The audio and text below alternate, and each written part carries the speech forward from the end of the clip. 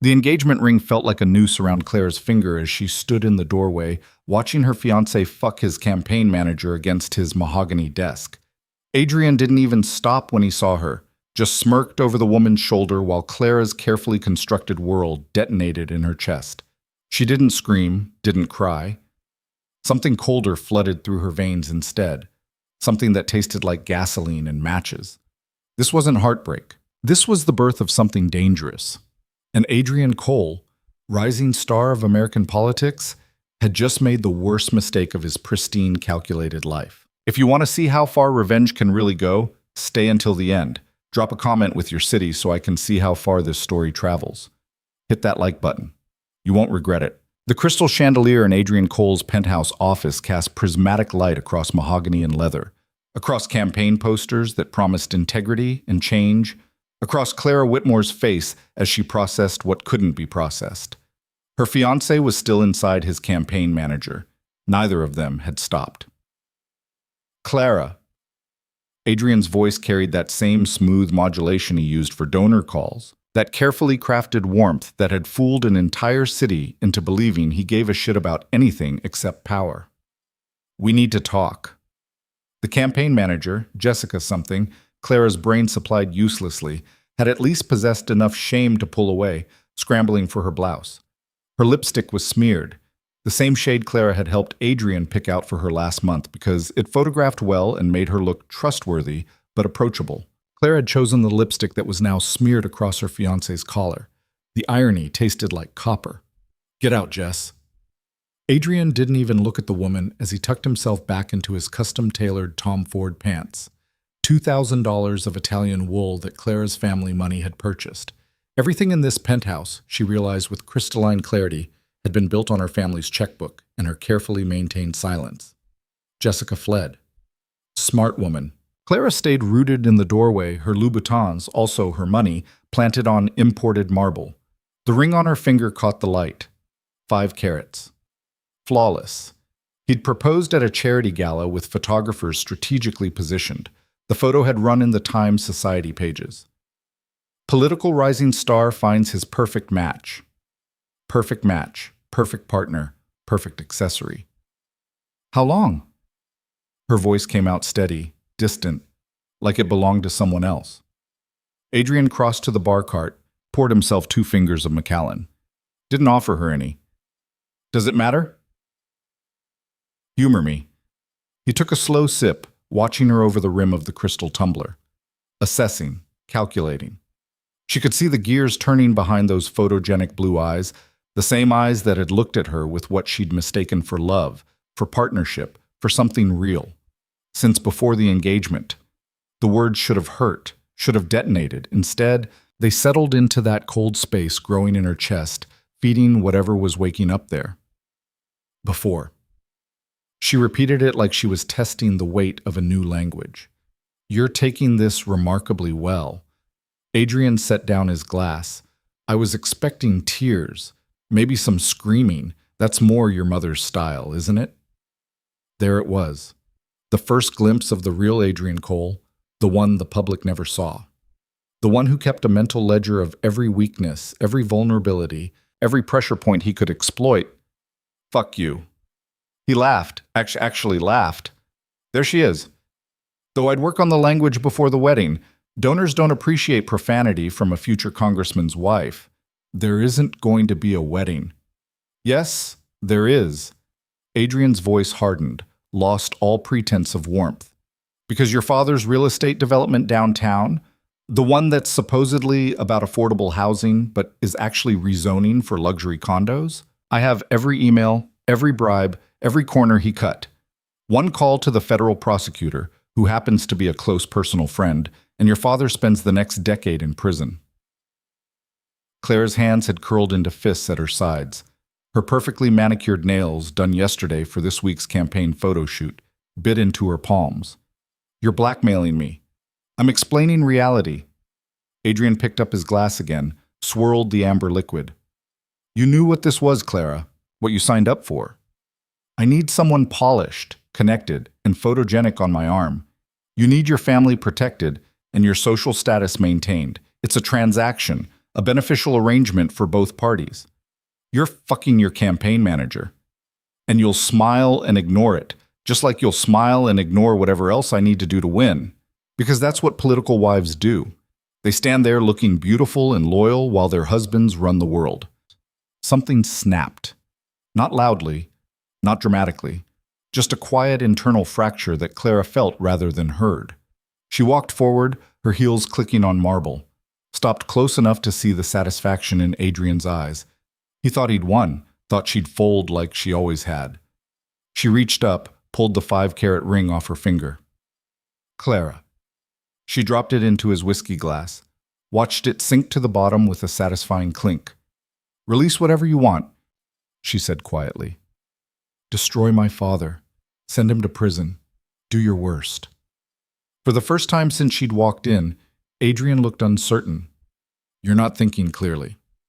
I'm thinking clearly for the first time in 2 years. Clara turned toward the door. You want a war, Adrian? You'll get one. With what army?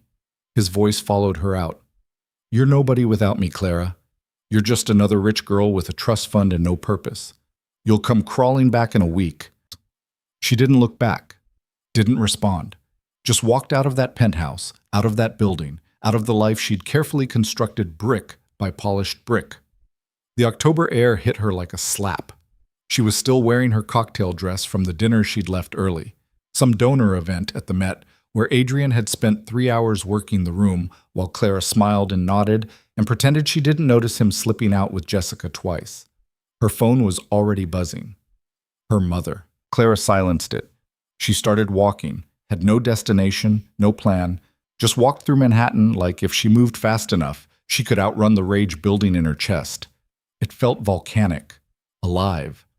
Every block she covered, it grew hotter, more insistent. By the time she hit the Lower East Side, her feet were bleeding inside her designer heels. She'd walked for hours. The neighborhood had changed around her, less glass towers, more brick and graffiti. The kind of area Adrian would never be caught dead in. Too urban. Too real. A bar called Inferno sat on the corner, neon sign flickering. Through the window, Clara could see it was the kind of place where people went to disappear. Dark wood, darker corners, and the kind of clientele that didn't ask questions. She pushed through the door. The bartender looked up, took in her cocktail dress and bleeding feet, and didn't comment, just gestured toward an empty stool. Whiskey, Clara said. Whatever's strongest. He poured. She drank. Ordered another. The alcohol burned going down but didn't touch the cold rage in her chest. Nothing would, she realized. This wasn't something that could be drowned or reasoned with. This was something that needed to be fed. You look like you're planning a murder. The voice came from her left, deep, amused, dangerous. Clara turned. The man sitting 2 stools down was watching her with dark eyes that missed nothing. He was older than her, mid-30s maybe, with the kind of face that belonged on Mediterranean coasts or Renaissance paintings. Sharp jawline, olive skin, dark hair that was just slightly too long to be respectable.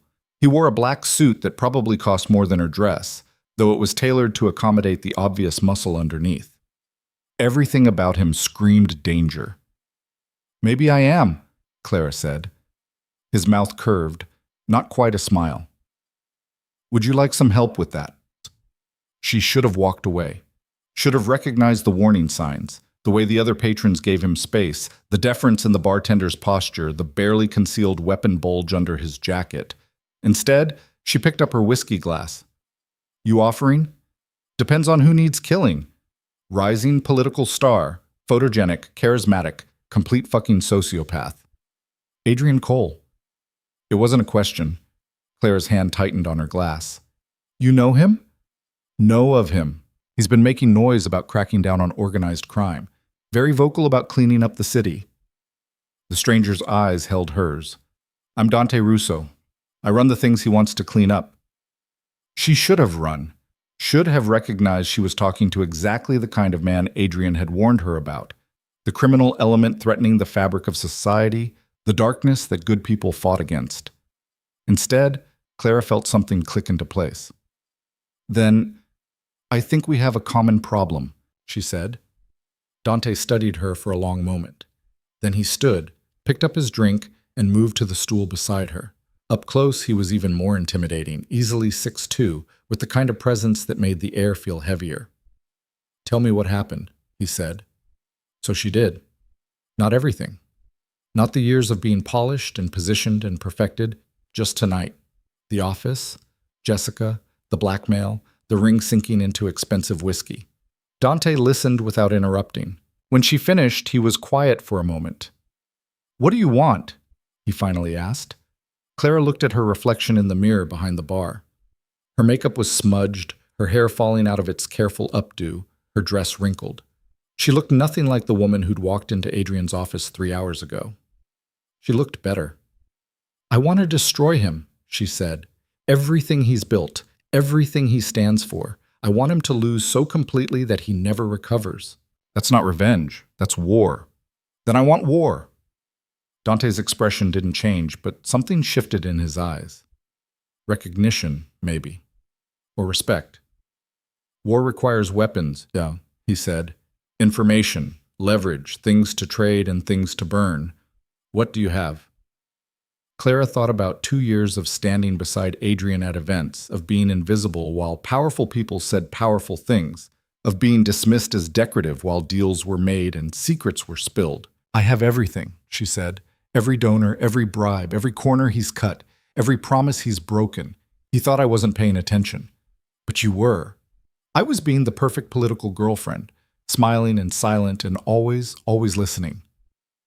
Dante finished his drink, set the glass down with careful precision.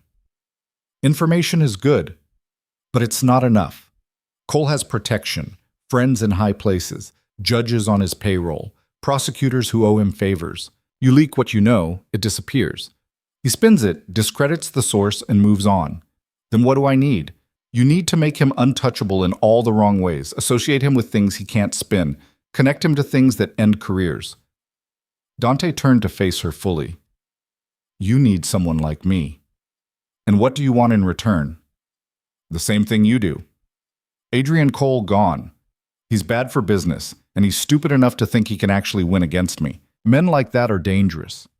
Dante's voice was matter-of-fact, like he was discussing the weather.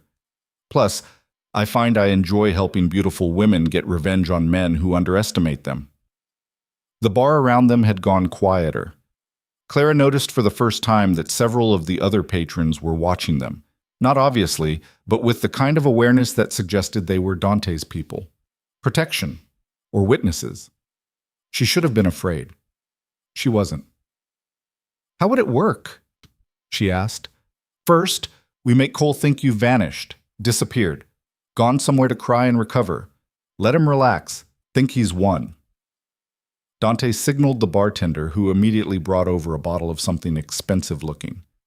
"While he's celebrating his victory, you and I become very close, very public, very photographed. A crime boss and a political girlfriend. Former political girlfriend. And by the time anyone realizes what's happening, Cole is connected to organized crime through you. His enemies start asking questions. His donors get nervous. His political capital evaporates. He'll fight back. Let him. Every move he makes will be 3 steps ahead. Every attack will turn back on him twice as hard." Dante poured 2 glasses, slid one toward her. "But I need you to understand something, Clara. Once we start this, there's no stopping, no backing out. You step into my world, and you can't step back out clean." Clara looked at this whiskey glass, at her reflection in the amber liquid, at the life she was about to burn down. "Good," she said, and drank. They left the bar together 2 hours later, after Dante had made a series of phone calls and Clara had written down every useful thing she knew about Adrian's operations. The list had been longer than she'd expected. Years of careful observation had accumulated into a devastating arsenal. A black Mercedes waited at the curb. The driver didn't react when Dante opened the door for Clara, just pulled smoothly into traffic when they were settled in the back seat. "Where are we going?" Clara asked. "Somewhere your fiancé can't find you while we plan." Dante was typing on his phone, messages flying. "I have a place outside the city. Secure. Private. You'll stay there. I'm not hiding." "You're not hiding. You're strategically vanishing." He glanced up from his phone. Cole needs to think he broke you, that you ran away crying. It makes him sloppy. The Mercedes headed north, crossing into areas Clara rarely visited. The buildings got older, the streets narrower. Eventually, they pulled up to a brownstone that looked deceptively ordinary from the outside. Inside was anything but. The security system was military grade. The furniture was expensive without being showy, and every window, Clara noticed, was bulletproof. "You live here?" she asked. "Sometimes, when I need privacy." Dante shrugged off his jacket, revealing the shoulder holster she'd suspected. The gun looked well used. "There are 3 bedrooms upstairs. Take your pick. I'll have someone bring clothes and whatever else you need tomorrow." Clara walked to the window, looked out at the city. Somewhere out there, Adrian was probably already spinning her disappearance. Poor Clara, so emotional, so unstable. Couldn't handle the truth of their arrangement. He'd be sympathetic in public, amused in private. "When do we start?" she asked. "We already have." Dante came to stand beside her. "I made some calls from the bar. By morning, there will be photos of us leaving together. Blurry, but recognizable. Planted on a few gossip blogs. Nothing major, just enough to put a question mark in people's heads. Adrian will see them. Adrian will lose his mind, and then he'll make mistakes." Dante pulled out his phone, showed her a message thread. "I've already got people reaching out to his donors. Anonymous questions. Has Mr. Cole been thoroughly vetted? Are we sure about his associations?" Very subtle. Very deniable. Clara read the messages. They were perfect. Just concerned enough to plant doubt, just vague enough to be untraceable. "You've done this before," she said. "Destroyed political enemies? Frequently, though usually not with a beautiful accomplice." Dante pocketed his phone. "Get some rest. Tomorrow we start building your new life." "What new life?" "The one where you're not Adrian Cole's perfect political accessory. Where you're Clara Whitmore, woman of mystery, connected to dangerous men and dangerous choices." He moved toward the stairs. "Fair warning, it's going to get ugly. Cole won't go down quietly. He'll attack your family, your reputation, everything he can reach. Let him try." Dante paused on the first step, looked back at her. "You're angry now. Rage makes everything seem simple. But this path?" He shook his head. "There's no going back from it. You'll be different after. You might not recognize yourself." "Good," Clara said again. "I don't want to recognize the woman who stood beside Adrian Cole for 2 years and pretended not to see who he really was." Something shifted in Dante's expression. Approval? Maybe. Or warning. "Third door on the left," he said. "Sleep if you can." Clara waited until his door closed before she let herself breathe. Really breathe. The adrenaline was starting to fade, leaving behind the reality of what she'd just done. She'd walked away from her entire life, her apartment, her friends, her family, everything. And she'd allied herself with a crime boss to destroy the man she was supposed to marry. Her phone buzzed. 17 missed calls from her mother, 32 from Adrian, dozens of texts. She scrolled through them, watching the progression from concerned to angry to threatening. The last one, sent 10 minutes ago. "You're making a mistake you can't take back. Call me. We can fix this." Clara blocked his number.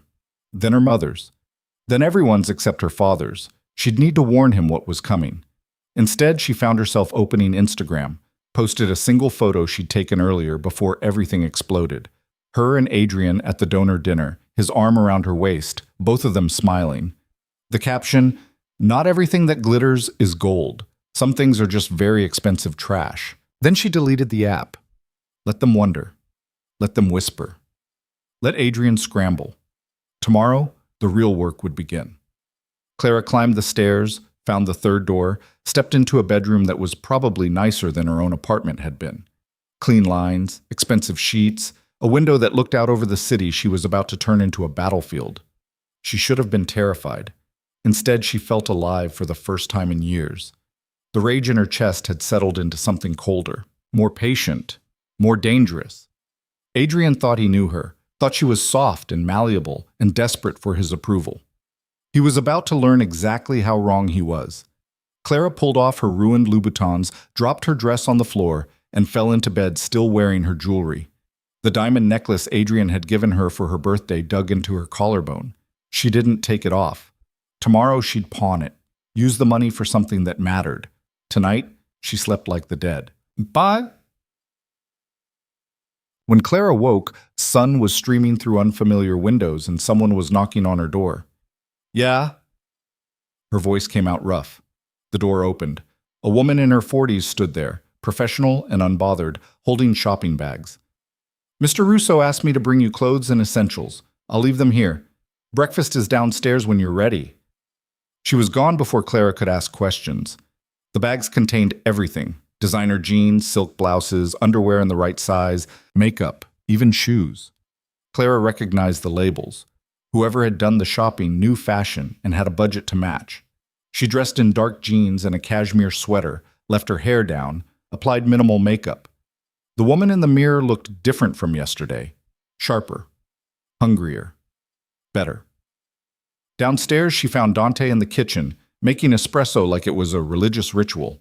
He'd traded his suit for dark pants and a white shirt with the sleeves rolled up. More tattoos than she'd expected decorated his forearms, intricate work that probably had meanings she'd never learn. Coffee? He asked. Please. He made her a cappuccino with the kind of precision that suggested he'd learned in Italy from someone who cared. Clara took it, sat at the counter, and watched him work. Your father called me, Dante said casually. 3 times. Very concerned about his daughter's well-being. How does my father have your number? Everyone who matters in this city has my number. They just don't like admitting they use it. Dante pulled out his phone, showed her a message. He wants to meet. Discuss the situation. Make sure you're safe. Clara read the message, her father's usual careful language designed to say nothing while meaning everything. What did you tell him? That you're under my protection and I'll arrange a meeting when you're ready. Dante pocketed the phone. Are you ready? To tell my father I've allied myself with organized crime to destroy my ex-fiancé? Not really. Then we'll wait. Dante pulled up a stool across from her. In the meantime, we have work to do. I need everything you know about Cole's operation. Every weakness, every connection, every piece of leverage he has, and every person he owes. That could take days. Then we'll take days. Dante slid a laptop across the counter. Start typing. Names, dates, amounts, anything relevant. We'll build a map of his entire network, and then we'll burn it down piece by piece. Clara opened the laptop, stared at the blank document. This is going to destroy more than just Adrian, she said quietly. His donors, his staff, people who believed in him. Are you having second thoughts? Clara thought about Jessica's lipstick on Adrian's collar, about the ring sinking into whiskey, about 2 years of being decoration, of being dismissed, of being told she was lucky to be chosen. No, she said, just making sure I understand the collateral damage. There's always collateral damage in war. The question is whether you can live with it. Clara started typing. She worked for 6 hours straight, stopping only when Dante insisted she eat lunch. The document grew and grew, a comprehensive map of Adrian Cole's political machine. Every donor who'd crossed legal lines, every favor he'd traded, every corner he'd cut, every person he'd stepped on climbing his way up. It was damning, comprehensive, enough to end a dozen careers and start a dozen investigations.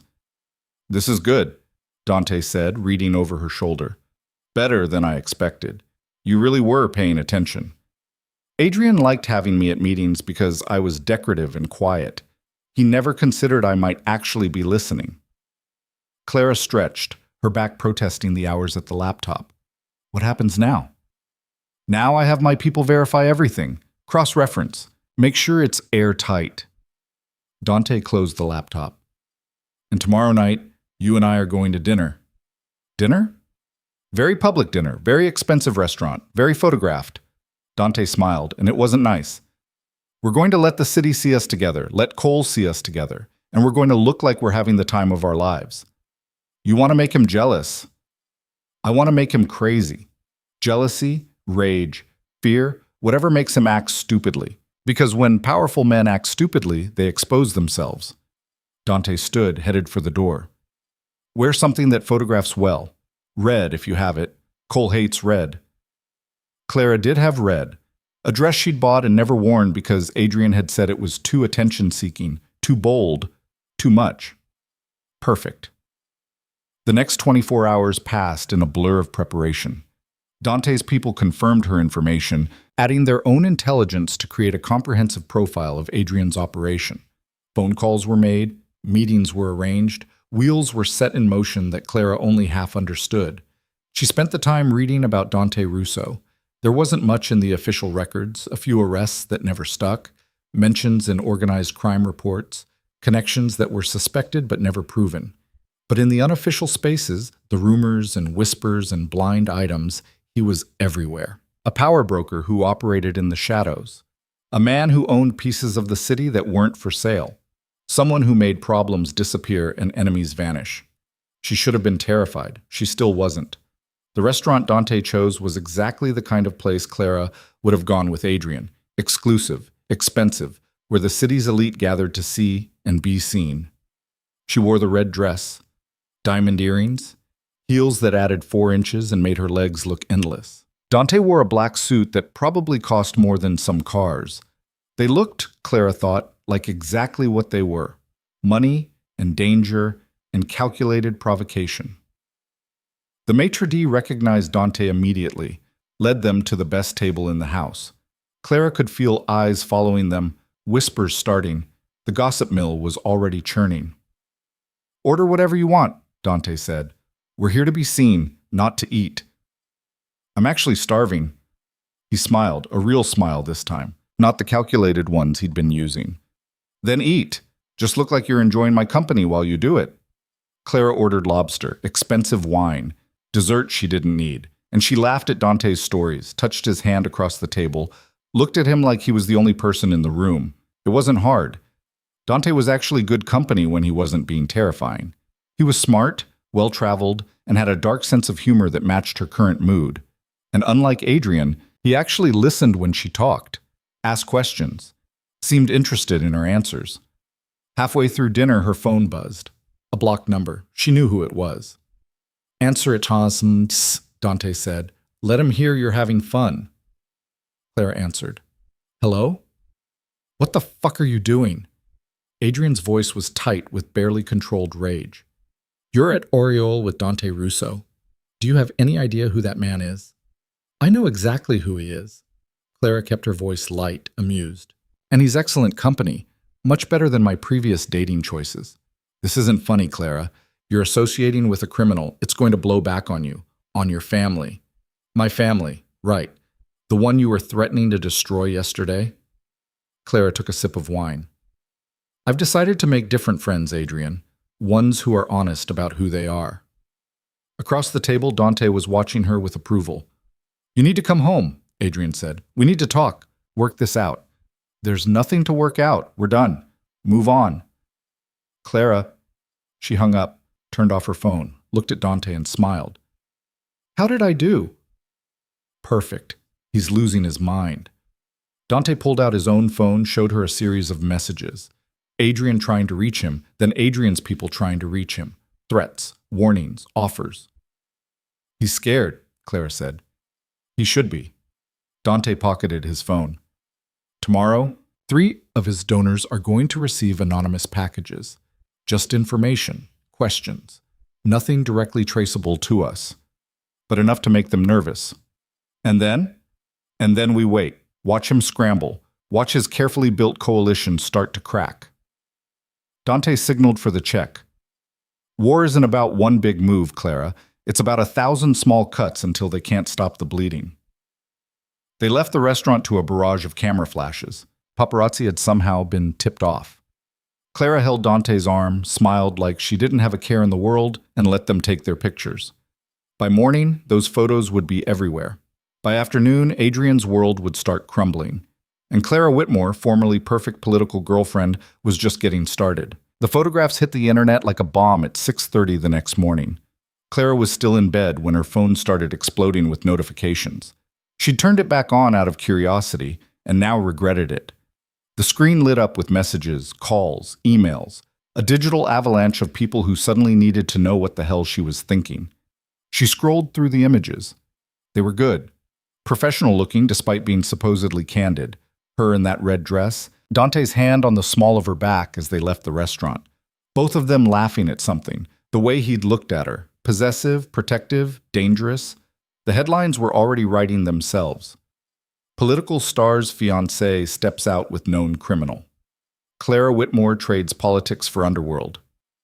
Adrian Cole's perfect image cracks. Her mother's name flashed on the screen. Clara let it go to voicemail, then listened to the message. Clara Elizabeth Whitmore, I don't know what game you think you're playing, but you need to call me immediately. Your father is beside himself. Adrian has been calling non-stop. The press is camped outside our building. You're destroying everything we've worked for. Call me back. Clara deleted it. A text from her father came through. We need to talk. Today. No arguments. That one she answered, send me a time and place. I'll be there. The response was immediate. 4 o'clock. My office. Come alone. She showed the message to Dante over breakfast. He was reading the news coverage on his tablet, looking satisfied. You're not going alone, he said. He's my father, who's probably working with Cole to get you back in line. Dante didn't look up from the screen. I'll stay in the car, but you're not walking into anything without backup. You think my father would hurt me? I think your father is a businessman who's watching his daughter blow up a political alliance that probably cost him a fortune to arrange. Dante finally looked at her. Men like that don't think in terms of family. They think in terms of assets and liabilities. Clara wanted to argue, but couldn't. Her father had been thrilled about the engagement, had talked about the doors it would open, the connections it would solidify. She'd been so caught up in Adrian's charm offensive that she hadn't questioned why her father was so eager to push them together. Fine, she said. You can come, but stay in the car. The hours until 4 o'clock crawled. Clara spent them watching the news coverage spiral, reading the speculation online, and ignoring increasingly desperate messages from people in her old life. Adrian's campaign manager Jessica had the audacity to text her, begging her to be reasonable. Clara blocked her too. At 3:30 she dressed carefully. Not the red dress, that had made its statement. Instead she chose black pants, a silk blouse, minimal jewelry. She wanted to look put together, but not like she was trying too hard. Dante changed into a different suit, checked the gun in his shoulder holster, and made several phone calls in Italian that Clara pretended not to overhear. The gist was clear enough. He was making sure they had people positioned around her father's office building, just in case. The Mercedes pulled up to the building at 3:55. Clara's father's company occupied the top 3 floors, a real estate empire built over 30 years of careful deals and calculated risks. She'd grown up in these offices, playing in the conference rooms while her father worked late. Now they felt foreign. I'll be right here, Dante said. You have a phone? Clara held it up. Keep it on. If anything feels wrong, you call me. I'll be upstairs in 30 seconds. My father isn't going to attack me in his own office. No, but he might have Adrian waiting in there, or a lawyer, or someone who wants to pressure you into signing something. Dante's expression was serious. Rich families don't handle rebellion well, Clara. Trust me on this. She got out of the car before she could lose her nerve. The elevator ride to the 23rd floor felt longer than it should have. Clara watched the numbers climb, her reflection staring back at her from the polished doors. She looked calm, collected. Nothing like the mess of rage and recklessness she felt inside. Her father's assistant was waiting when the doors opened. Margaret, who'd worked for him for 15 years and had slipped Clara candy during boring meetings when she was a kid. Clara. Margaret's voice was careful, neutral. He's waiting for you. No smile, no warmth, just professional distance. Message received. Clara followed her through the familiar hallways to her father's corner office. The door was already open. Her father stood at the window looking out at the city. He didn't turn when she entered. Close the door, he said.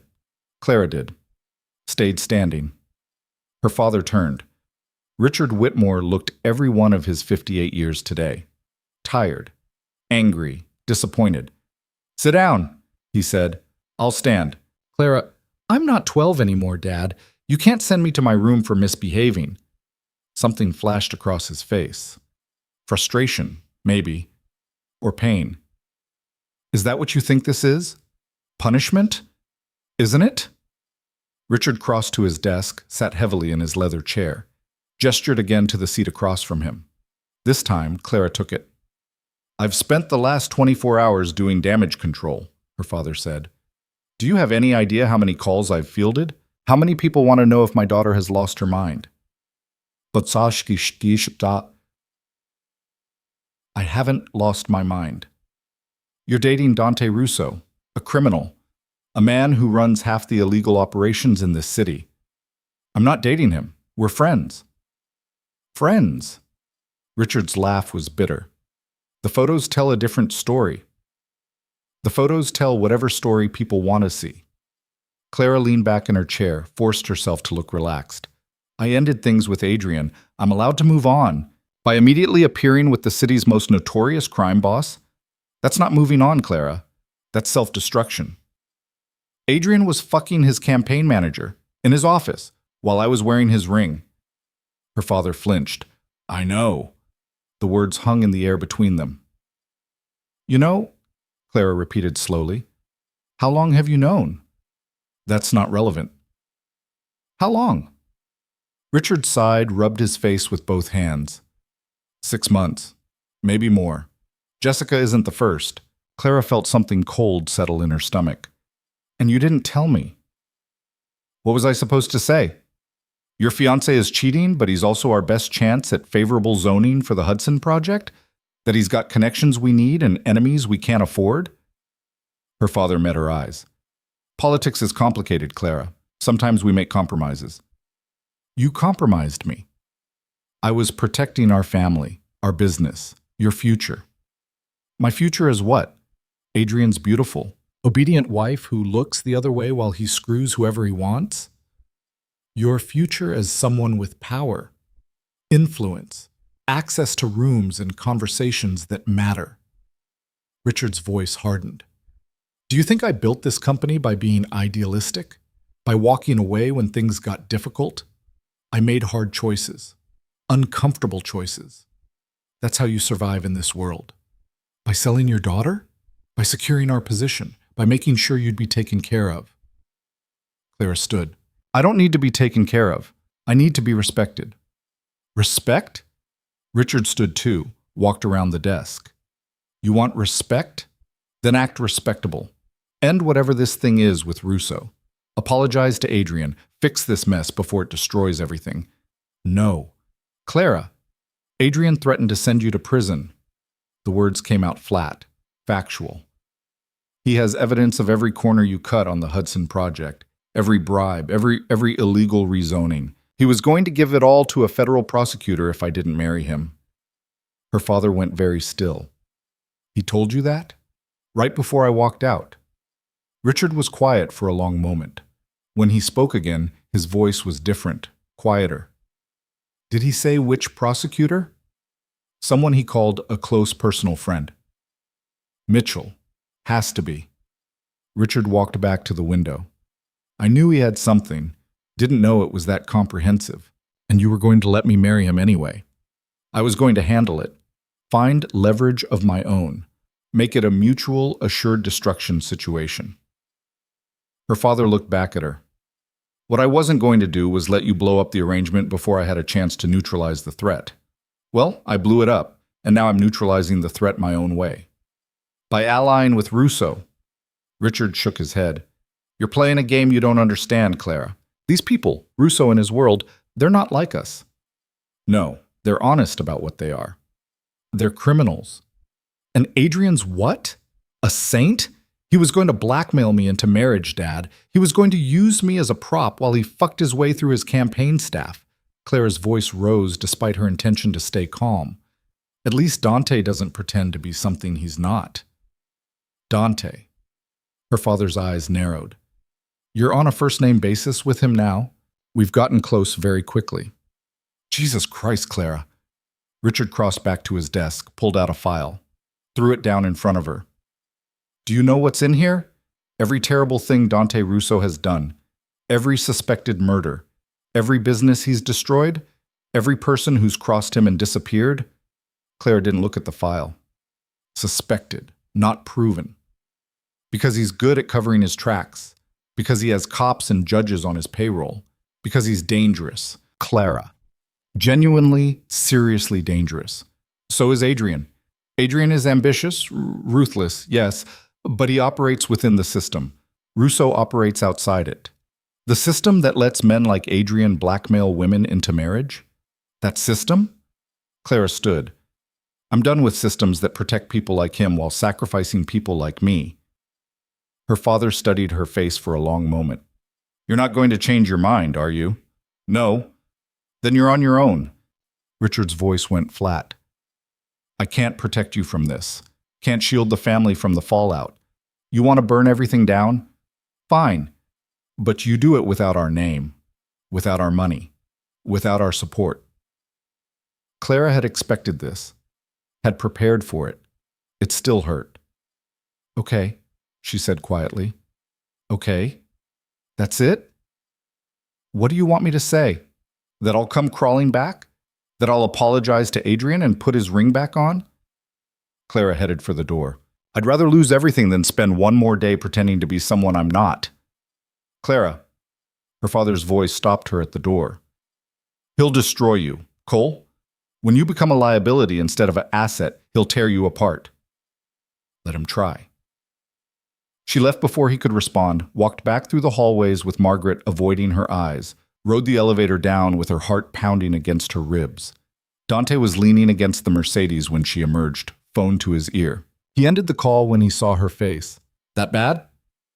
I'm disowned, cut off, officially on my own. Clara got into the car, surprised by how steady her voice sounded. He chose the business over me. Dante slid in beside her, gave the driver a nod. They pulled into traffic before he spoke. I'm sorry. Don't be. I knew it was coming. Clara stared out the window at the city sliding past. He knew about Adrian, about the cheating, knew for months and didn't tell me because the engagement was good for business. Most families operate that way at a certain level of wealth, assets and liabilities. I'm tired of being an asset. Then stop being one. Dante pulled out his phone, typed something quickly. We accelerate the timeline, hit Cole harder and faster than planned. What does that mean? It means tomorrow, 3 major news outlets receive anonymous tips about his financial irregularities. His campaign manager's employment history. Turns out Jessica was fired from her last job for embezzlement, and Cole knew when he hired her. His main donor's connection to offshore accounts that look a lot like money laundering. Dante's smile was sharp. We make him radioactive. Won't he know it's coming from us? He'll suspect, can't prove it. That's the beauty of anonymous tips. Dante showed her his phone screen. A message thread with someone named Marco discussing leak strategies. By the end of the week, Cole will be too busy putting out fires to worry about you. The car stopped at a red light. Clara watched pedestrians cross, normal people living normal lives. She'd been one of them once, or thought she had been. My father gave me a file on you, Shah, she said.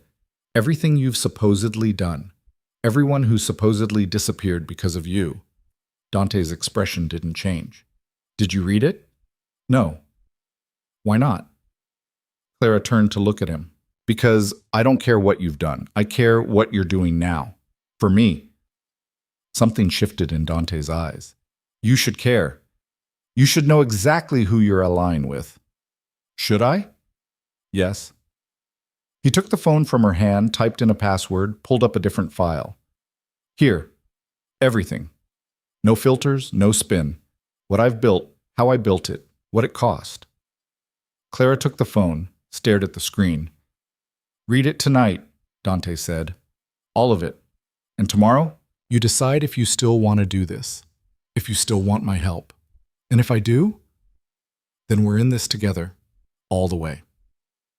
The light turned green, the car moved forward, but you need to know what all the way means with someone like me. That night, Clara read the file.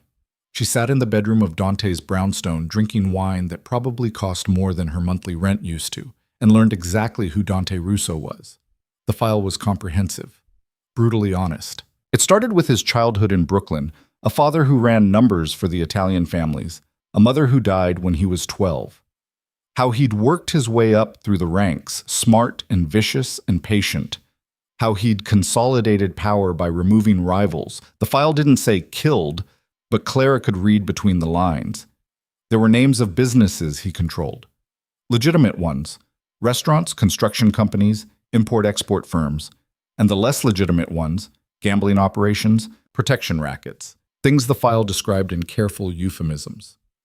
There were also details about the people he'd helped, communities he'd protected when the police wouldn't, businesses he'd saved from bankruptcy, kids he'd gotten into college. It wasn't altruism. Everything came with strings attached, but it wasn't purely predatory either. Dante Russo was complicated, dangerous, operating in shades of gray that would never photograph well or fit into neat moral categories. He was also exactly what he'd claimed to be, honest about who he was. Clara closed the file around midnight, poured herself more wine, stared out at the city. Her phone buzzed, a text from a number she didn't recognize. "You're making powerful enemies. Stop now or face consequences." She screenshotted it, sent it to Dante. His reply came immediately. "They're scared." Good. Another text, this one from Adrian's mother of all people. "Dear Clara, I know you're upset, but this behavior is beneath you. Adrian cares for you deeply. Please reconsider." Clara laughed out loud. "Adrian cares deeply." Right. Cares so deeply he was fucking Jessica on his desk. She didn't respond, just added the number to her blocked list. Her old life was burning down in real time. Friends stopped texting, social media unfollowed. People she'd considered close suddenly had no time for her calls. It should have hurt more than it did. Instead, Clara felt lighter. Around 1 in the morning, she heard movement downstairs. She found Dante in the kitchen, making tea. "Can't sleep?" he asked. "Read your file." He went still, the kettle in his hand. And I'm still here." Dante poured hot water over tea leaves, the motion precise and controlled. "You understand what that means, what you're signing up for. I understand you're dangerous, that you've done things that would put most people in prison for life, that you operate outside the law and probably always will." Clara took the cup he offered her. "I also understand you're the only person who's been straight with me since this started. Being straight with you doesn't make me a good person." "I don't need good. I need effective." Dante smiled at that. "Fair enough." They drank tea in comfortable silence. Outside, the city was quieter, winding down toward the dead hours before dawn. "Tomorrow's going to be ugly," Dante said. "When the stories hit, Cole will fight back hard." "I know. He'll come after you personally, your reputation, your character. He'll dig up every mistake you've ever made and amplify it. I know that too." "And you're still in?" Clara set down her teacup. "All the way. Then we need to prepare you. Media training, how to handle questions, how to deflect, how to turn attacks back on the attacker." Dante pulled out his phone. "I have someone who's good at this. Former PR crisis manager. She'll come by tomorrow morning." "You have a PR crisis manager on retainer?" "I have a lot of people on retainer. Comes with the territory." The next morning, Clara met Diana Chen, a woman in her 50s with sharp eyes and sharper instincts. She set up in Dante's living room with a laptop and a pot of coffee and proceeded to put Clara through hours of rapid-fire questioning. "How do you respond to allegations that you're dating a criminal?" "I'm not dating anyone. I'm rebuilding my life after discovering my fiancé was unfaithful." "Why Dante Russo specifically?" "Why not? He's been a good friend during a difficult time. Do you have any knowledge of his illegal activities?" "Yes, I have knowledge of a man who's been kind to me. Beyond that, I don't speculate." Diana fired questions at her for 3 hours straight, correcting her phrasing, her tone, her body language. By lunchtime, Clara could deflect almost anything without breaking a sweat. "You're a natural," Diana said, packing up her laptop. "Most people crack under this kind of pressure. You just get colder. Is that a compliment?" "In this situation? Absolutely." Diana handed her a business card. "Call me if you need anything. And Clara, don't let them make you feel guilty for choosing yourself. Women do that enough already." The stories started hitting around 3 that afternoon. Clara watched them cascade across news sites, social media, television. Adrian Cole campaign in crisis as financial irregularities surface. Campaign manager's troubled past raises questions. Major donor under investigation for money laundering. Each story was carefully sourced, meticulously documented, and completely devastating.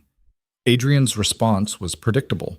A press conference where he stood at a podium looking concerned and betrayed, talking about how he'd been deceived by people he trusted, how he took full responsibility for not vetting his team thoroughly enough, how he was committed to transparency and would cooperate fully with any investigations. He was good. Clara had to give him that. He almost looked sincere. But the damage was done. Donors started pulling back. Polls showed his numbers dropping. Political allies began distancing themselves. And then Adrian made his first real mistake. He gave an interview to a sympathetic reporter where he talked about his troubled ex-fiancé, who was clearly going through something and needed help and support, not judgment. The condescension dripped from every word. Clara was ready. She'd been preparing a statement with Diana's help, something measured, calm, and absolutely lethal. It went out on social media at 8 p.m. I've watched my ex-fiancé position himself as a victim today, and I feel compelled to share some context. I ended our relationship after discovering him with another woman in his office. Not just any woman, but his campaign manager, whose employment he's now claiming to regret. I'm not troubled or going through something. I'm a woman who refused to accept infidelity and manipulation. To everyone suggesting I need help, I needed help when I was engaged to a man who saw me as a political prop. I'm doing just fine now. Be it ospat miti. The post went viral within an hour. Suddenly, the narrative shifted. Clara wasn't the troubled ex. She was the woman who'd walked away from a cheating politician. The sympathy swung her direction so fast it probably gave Adrian whiplash. "You just declared war," Dante said, reading the responses on his phone. "He can't let this stand." "Good, let him come." Adrian's response came at midnight, a cease and desist letter delivered by courier demanding Clara retract her statement and stop making defamatory claims about him. Clara read it, laughed, and posted a photo of it online with the caption, "When the truth hurts." That was when things got serious. The next morning, federal agents showed up at her father's office with a warrant. The Hudson Project investigation Adrian had threatened was happening. Her father called her, voice tight with barely controlled rage. "Are you happy now?" "Are you?" Clara shot back. "You knew he had this leverage. You chose to gamble with it. I chose to protect our family. You chose to protect yourself. There's a difference." Her father hung up on her. Clara sat in Dante's kitchen, staring at her phone, waiting for the guilt to hit. It didn't come. Just a cold sense of completion. Adrian had made his move. Now she'd make hers. "I need everything you have on the prosecutor handling my father's case," she told Dante. "Everything. Already pulling it." Dante was at his laptop, fingers flying across the keyboard. "Mitchell has his own skeletons. Everyone does. Can we use them? We can make sure they surface at the right time, raise questions about his objectivity." Dante looked up. "But Clara, if your father goes down for this, you can't undo it." "I know. And you're okay with that?" Clara thought about her father's face when he'd admitted knowing about Adrian's cheating, about the choice he'd made to prioritize business over his daughter, about the years of being positioned like a chess piece on a board she'd never agreed to play on. "Yes," she said. "I'm okay with it." Over the next week, the war escalated. Adrian leaked Clara's private medical records, a bout with depression in college that he spun as evidence of instability. Clara leaked his text messages with Jessica, explicit and damning. Adrian's campaign manager was forced to resign in disgrace. Adrian's poll numbers continued to drop. And through it all, Clara stayed in Dante's brownstone, learning his world, meeting his people, becoming someone new, someone harder, someone who didn't flinch when violence was discussed casually over breakfast, someone who could strategize destruction without losing sleep. She was changing, could feel it happening. The woman who'd walked out of Adrian's office barely existed anymore, and Clara couldn't bring herself to mourn her. The charity gala invitation arrived on a Thursday morning, delivered by messenger in a cream envelope with gold embossing. Clara was drinking coffee in Dante's kitchen when he tossed it onto the counter in front of her. The Steinberg Foundation Winter Ball, she read aloud. This weekend. Why are you showing me this? Because Adrian will be there. His entire donor network will be there. Every political heavyweight in the city. Dante leaned against the counter, arms crossed. And we're going. Clara set down her coffee. That's insane. We'll be walking into a room full of his people. Exactly. That's the point. Dante's smile was sharp. He's been bleeding support for 3 weeks. Losing donors, losing credibility. But he's still standing, still fighting. Time to end it. By going to a party? By making a very public statement that you're not afraid of him, that you've moved on, that you're with me. Dante pulled out his phone, showed her something. I've already confirmed our attendance. Bought a table. We'll be seated 3 tables away from Adrian. You're trying to provoke him. I'm trying to make him do something stupid in front of everyone who matters. Dante pocketed the phone. He's been careful so far, calculated. But put you in a room with him, with me, with all those cameras and all those eyes watching, he'll crack. Clara picked up the invitation, studied the details. Black tie. The plaza. The kind of event she used to attend on Adrian's arm, smiling for photos and making small talk with people who barely registered her existence. What if he doesn't crack? She asked. What if he just ignores us? He won't. His ego won't let him. Dante moved closer. Trust me on this. I've been watching him for weeks. He's desperate to look in control. Seeing you there, happy, on my arm, it'll eat him alive. And if he makes a scene, then we win. Either way, we win. Clara thought about it. About walking into that ballroom knowing Adrian would be there. About facing down her old world with Dante beside her. The old Clara would have said no. Would have avoided the confrontation, taken the safe path. But the old Clara was gone. I'll need a dress, she said. Dante smiled. Already handled. Come on. He led her upstairs to the guest room where she'd been staying. Hanging on the closet door was a garment bag she hadn't noticed before. Clara unzipped it and froze. The dress was stunning. Deep emerald green silk that would photograph like liquid, cut to show just enough skin to be interesting without being scandalous. Custom tailored based on measurements she'd never given. How did you... I pay attention. Dante shrugged. Try it on. Clara did. The dress fit perfectly, hugging her curves like it had been designed specifically for her body. Which, she realized, it probably had been. She looked at herself in the mirror and barely recognized the woman staring back. She looked dangerous, powerful, nothing like Adrian Cole's perfect political accessory. It's perfect, she said. Good, because tomorrow we're making a statement. The next 48 hours passed in a blur of preparation. Diana came by to run through potential scenarios, how to handle questions, how to respond if Adrian approached them. Dante's people did reconnaissance on the event, security, exits, who would be seated where, what media would be present. It's like planning a military operation, Clara observed, watching Dante and his head of security, Marco, discuss positioning. It is a military operation, Dante replied, just with better catering. Saturday arrived cold and clear. Clara spent the afternoon getting ready, taking her time with makeup and hair. She chose diamond earrings that had been her grandmother's, one of the few pieces of jewelry she'd taken when she left her old life. Something real in a night that would be built on performance. Dante emerged from his room at 6, looking devastating in a custom tuxedo. He'd shaved, his hair was styled back, and he moved with the casual confidence of a man walking into enemy territory who knew he'd already won. Ready?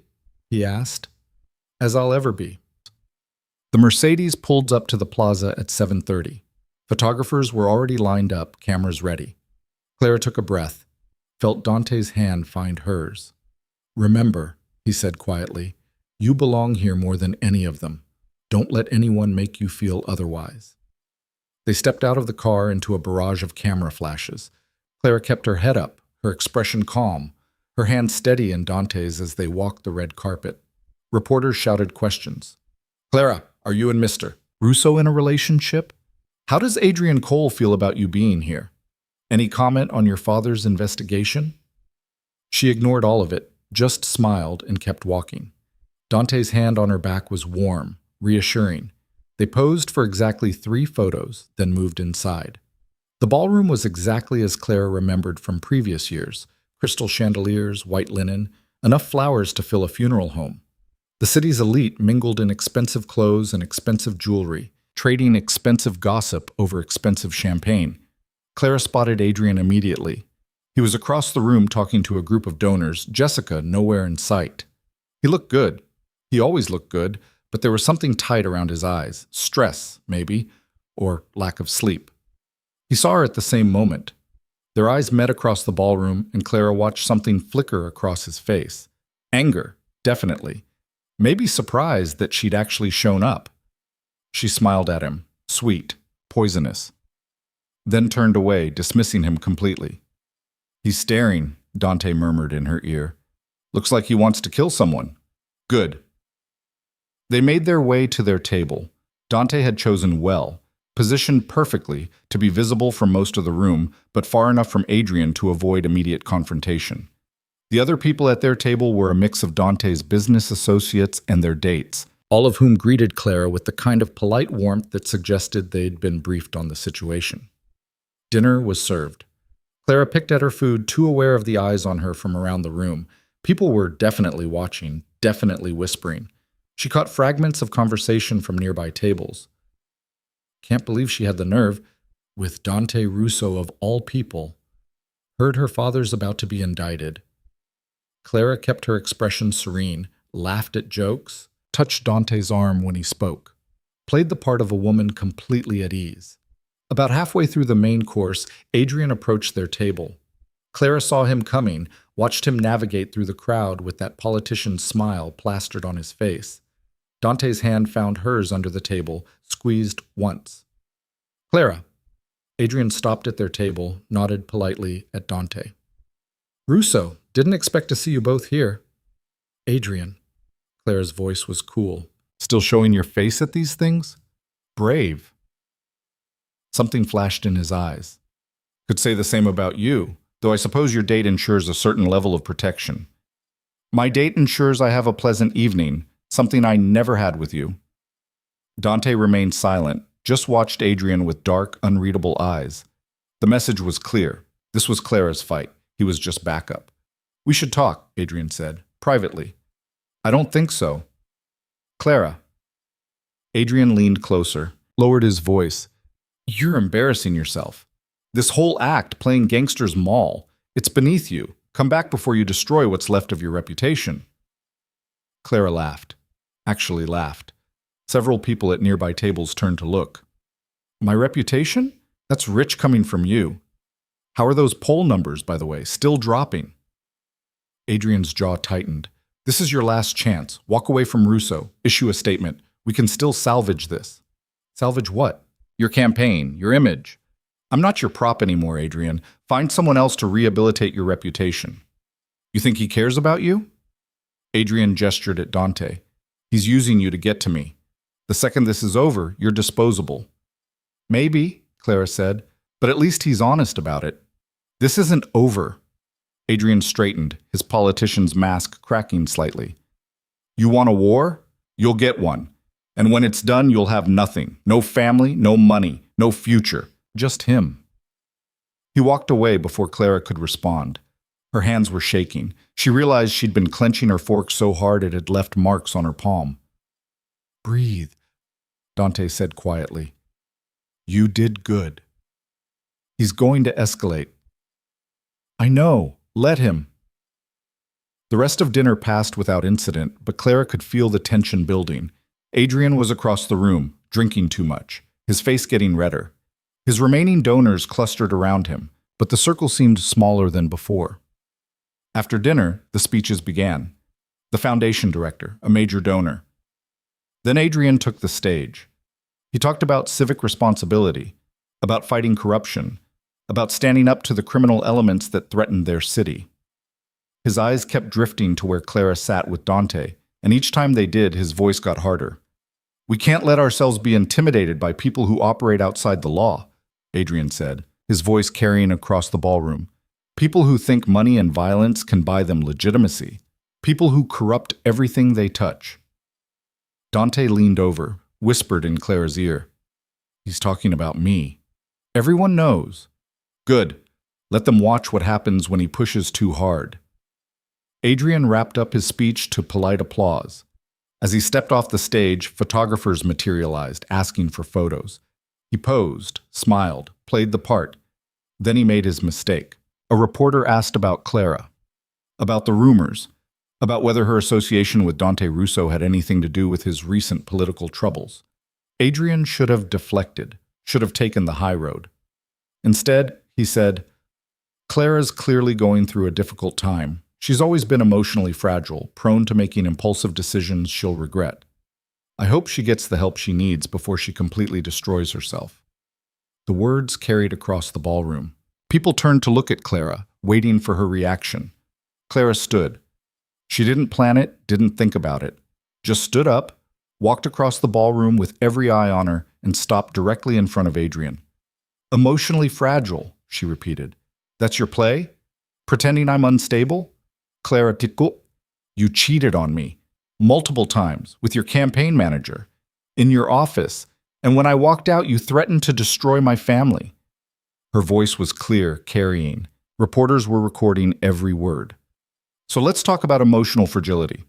Let's talk about a man so desperate for control that he'd blackmail his own fiancée into marriage. Adrian's face went white. You're making a scene. No.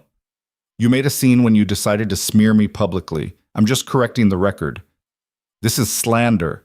This is the truth, and everyone here knows it. They've known for weeks. Your campaign is falling apart. Your donors are abandoning you. Your career is over. Clara stepped closer, voice dropping to something only Adrian could hear. And it's all because you underestimated me. She turned and walked back to her table, leaving Adrian standing there alone with 100 phones pointed at him. The ballroom erupted into whispers. Dante stood when she reached the table, hand on her back. Time to go. They left through a side exit, avoiding the main crowd. The Mercedes was already waiting. As soon as they were inside, Clara started shaking.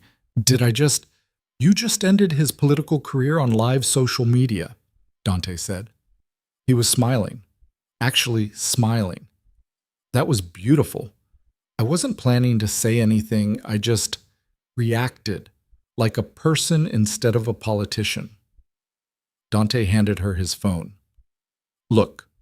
The video was already viral, Clara confronting Adrian, every word captured in crystal clear audio. The comments were overwhelmingly on her side. Finally, someone calls out these politicians. She's not wrong. Adrian Cole is finished. Team Clara all the way. Clara handed back the phone, tried to process what had just happened. He's going to come after me hard now. Probably.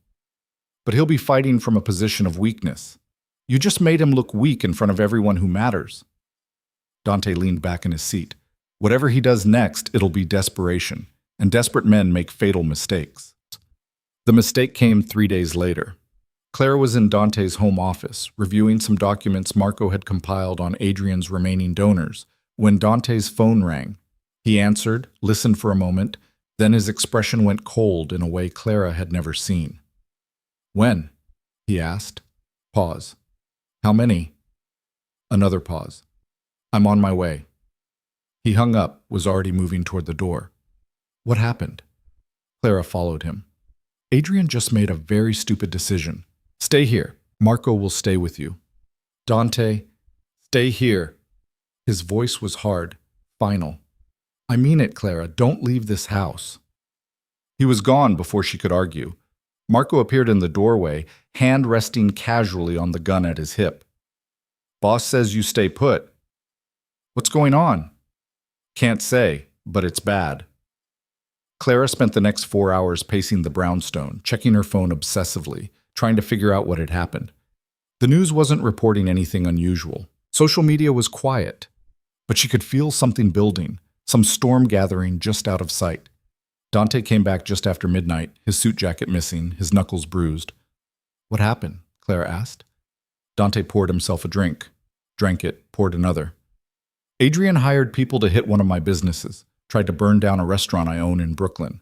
Place was full of families, kids. Clara went cold. Is anyone? They're fine. My people got everyone out before the fire spread. But it was close. Dante's voice was flat, controlled. He crossed a line. What are you going to do? What I should have done weeks ago.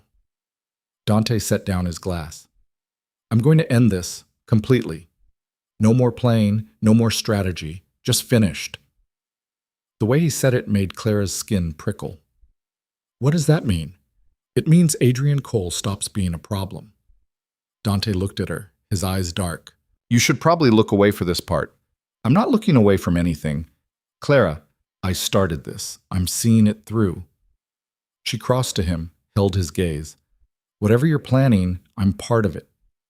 Dante studied her face for a long moment. You sure about that? Yes. Because what comes next isn't legal, isn't safe, isn't something you can take back. I don't want to take it back. He nodded slowly. Okay, then here's what's going to happen. They spent the next week planning. Clara learned more about Dante's operation than she'd ever wanted to know. The networks, the leverage points, the people who owed favors, and the people who needed to be convinced. She sat in meetings with men who spoke in euphemisms about things that would make most people run screaming. And she didn't run. Adrian continued his attacks. More leaks about Clara's past. Accusations about Dante. Pressure on her father's case. Every move calculated to hurt, to isolate, to break her down. Clara documented everything, built her own file of Adrian's desperation, and waited. The breaking point came on a Friday night. Clara was having dinner with Dante at a restaurant he owned in Tribeca, quieter than his usual spots, more intimate.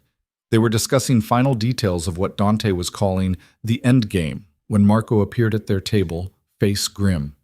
We have a problem, he said quietly. Dante's expression didn't change, but Clara felt him tense beside her. What kind? Cole's people. They grabbed Elena. Clara didn't know who Elena was, but Dante's reaction told her everything she needed to know. He went completely still, his hand tightening on his wine glass until Clara thought it might shatter. When? His voice was deadly quiet. 20 minutes ago. Outside her apartment. 3 guys, black van, professional. Where is she now? Don't know yet. We're tracking. Dante stood. Get everyone. I want every person we have on this. Now. Marco left. Dante turned to Clara, and the expression on his face made her blood run cold. I need to go. Marco will take you back to the brownstone. Who's Elena? My sister. Dante's jaw was tight. Cole just made his last mistake. Your sister? Claire's mind raced. She'd read the file on Dante, knew about his family. His sister was a kindergarten teacher, lived in Queens, stayed completely out of her brother's business, a civilian. He took her to get to me, to pressure me into backing off. Dante's voice was flat, emotionless, in the way that suggested he was fighting very hard to maintain control. He has no idea what he's just started. Let me help. No, this is... I can reach Adrian. He'll talk to me. Maybe I can... No! Dante gripped her shoulders. You stay out of this. Elena has nothing to do with our war. She's innocent. And if Cole has hurt her... He didn't finish the sentence. Clara's phone buzzed. A text from an unknown number. We need to talk. You have something I want. I have something you want. Let's trade. She showed it to Dante. His expression went darker. He's using Elena as leverage to get to you. Then let's use me as leverage to get to Elena. Absolutely not. Dante. I said no. He released her shoulders, stepped back. I won't let him touch you. But he can take your sister? That's different. How? Because she's family and I'm what? Just someone you're helping?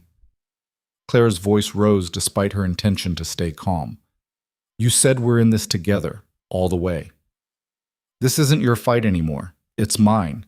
It's been my fight since the moment I walked into his office and saw him with Jessica. Everything that's happened since, every attack, every leak, every threat, that's on me. I brought this to your door. Clara grabbed her coat. So I'm going to finish it. Clara, give me 2 hours. If I can't get Elena back safely, then you do it your way. She met his eyes. But let me try first, please. Dante looked like he wanted to argue, wanted to lock her in the brownstone and handle this himself. But something in her expression must have convinced him. 2 hours, he said finally, and Marco goes with you, non-negotiable. Deal. Clara called the number that had texted her. Adrian answered on the first ring. Smart decision, he said. Where is she? Safe.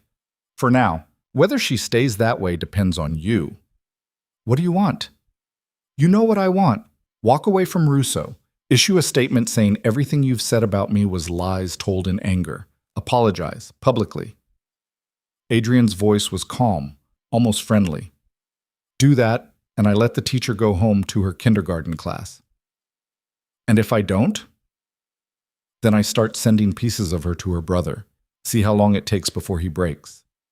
Clara's hand tightened on the phone. You're threatening to torture an innocent woman because you're losing a political race? I'm doing whatever it takes to win. Same as your boyfriend. Adrian laughed. Don't act shocked. You knew who I was. You just thought you could change the rules. Where do you want to meet? The apartment. Our old place. Come alone. You have 1 hour. He hung up. Clara looked at Marco. He wants me to meet him at Adrian's penthouse, alone. Boss will never allow it. Which is why you're going to help me do it anyway. Marco stared at her for a long moment. Then, surprisingly, he smiled. You're crazier than he is. Probably. Can you get me in there without Adrian seeing you? Can I get into a penthouse undetected? That's insulting. Marco pulled out his phone. Give me 10 minutes. Those 10 minutes turned into a rapid-fire planning session. Marco had people positioned around Adrian's building within 5 minutes. A blueprint of the penthouse within 8. A plan within 9. Clara would go in the front. Marco and 2 others would come in through the service entrance. Dante owned the building management company, apparently, which meant they had access to everything. You keep him talking, Marco said. We'll find the sister, get her out, then we get you out. And if something goes wrong, then the boss kills all of us, so let's make sure nothing goes wrong. They drove to Adrian's building in tense silence. Clara's phone kept buzzing, Dante calling, texting, demanding to know what she was doing. She ignored it. If she answered, he'd stop her, and they didn't have time for him to stop her. The penthouse lobby was exactly as she remembered. Marble and money and the kind of quiet that came from thick walls and thicker wallets. The doorman recognized her, looked uncomfortable. Miss Whitmore, Mr. Cole said you'd be coming up. Thanks, Richard. She rode the elevator alone, watching the numbers climb, forced herself to breathe slowly, evenly, keep calm. This was just another performance, another part to play. The elevator opened directly into Adrian's penthouse. He was waiting in the living room, drink in hand, looking relaxed, confident. Clara, you came alone. Smart. Where is she? Straight to business. No pleasantries? Adrian took a sip of his drink. I always admired that about you. Direct, efficient. Where's Elena? Guest bedroom, tied up but otherwise unharmed. Adrian set down his glass. For now. Clara forced herself not to react. Let her go. You have me. That's what you wanted. What I want is for you to remember your place. You were supposed to stand beside me, smile for the cameras, and keep your mouth shut. Instead, you declared war. Adrian moved closer. So now you're going to fix it. By lying? Saying I made everything up? By telling the truth. That you were upset, emotional. That you lashed out because I hurt your feelings. That Dante Russo manipulated you, used you to attack me. Adrian pulled out his phone. There's a reporter waiting downstairs. You're going to tell her all of this on camera, and then you're going to disappear from public life, forever. And if I refuse? Then I hurt Elena, and I keep hurting her until Russo comes for her himself. And when he does, I'll have police waiting, self-defense against a violent criminal. Adrian smiled. Either way, I win. You just get to choose whether innocent people get hurt in the process. Clara looked at him. Really looked at him. The man she'd almost married. The life she'd almost lived. You really think you've won? She asked quietly. I know I have. You're alone, Clara. No family, no money, no protection except a criminal who's about to watch his sister die because of you. Adrian leaned against his desk. So yes, I've won. That's your problem, Adrian. You think winning looks like control, like domination. Clara pulled out her phone. It doesn't. She pressed send on a message she'd typed in the elevator. 3 things happened simultaneously. Marco and his team crashed through the service entrance, heading for the guest bedroom. The doors to the penthouse elevator opened, and Dante stepped out with 4 of his people. And every light in Adrian's penthouse went out. Emergency lighting kicked in, bathing everything in eerie red. Adrian spun, reaching for something on his desk. A gun, Clara realized. Dante was faster. He crossed the room in 3 strides, caught Adrian's wrist, twisted until there was a sickening crack, and Adrian screamed. "Don't," Dante said quietly. "You don't want to do that." Clara heard sounds from the back of the penthouse. Marco's voice calling, "Clear!" Then he appeared, helping a terrified young woman who looked like a younger, feminine version of Dante. "Elena," Dante called without looking away from Adrian. "You okay?" "I'm fine, I'm okay." Her voice shook but held steady. "I'm okay." "Marco, get her out of here." They left. Clara heard the elevator doors close. Then it was just her, Dante, Adrian, and Dante's men. Adrian was cradling his broken wrist, his face white with pain, and something else, fear. "You can't do this," he said. "I'm a public figure. People know I'm meeting with Clara." "If something happens to me, nothing's going to happen to you," Dante said. "Tonight." He released Adrian, stepped back, straightened his jacket. "Here's what's going to happen instead. You're going to withdraw from your race, tomorrow.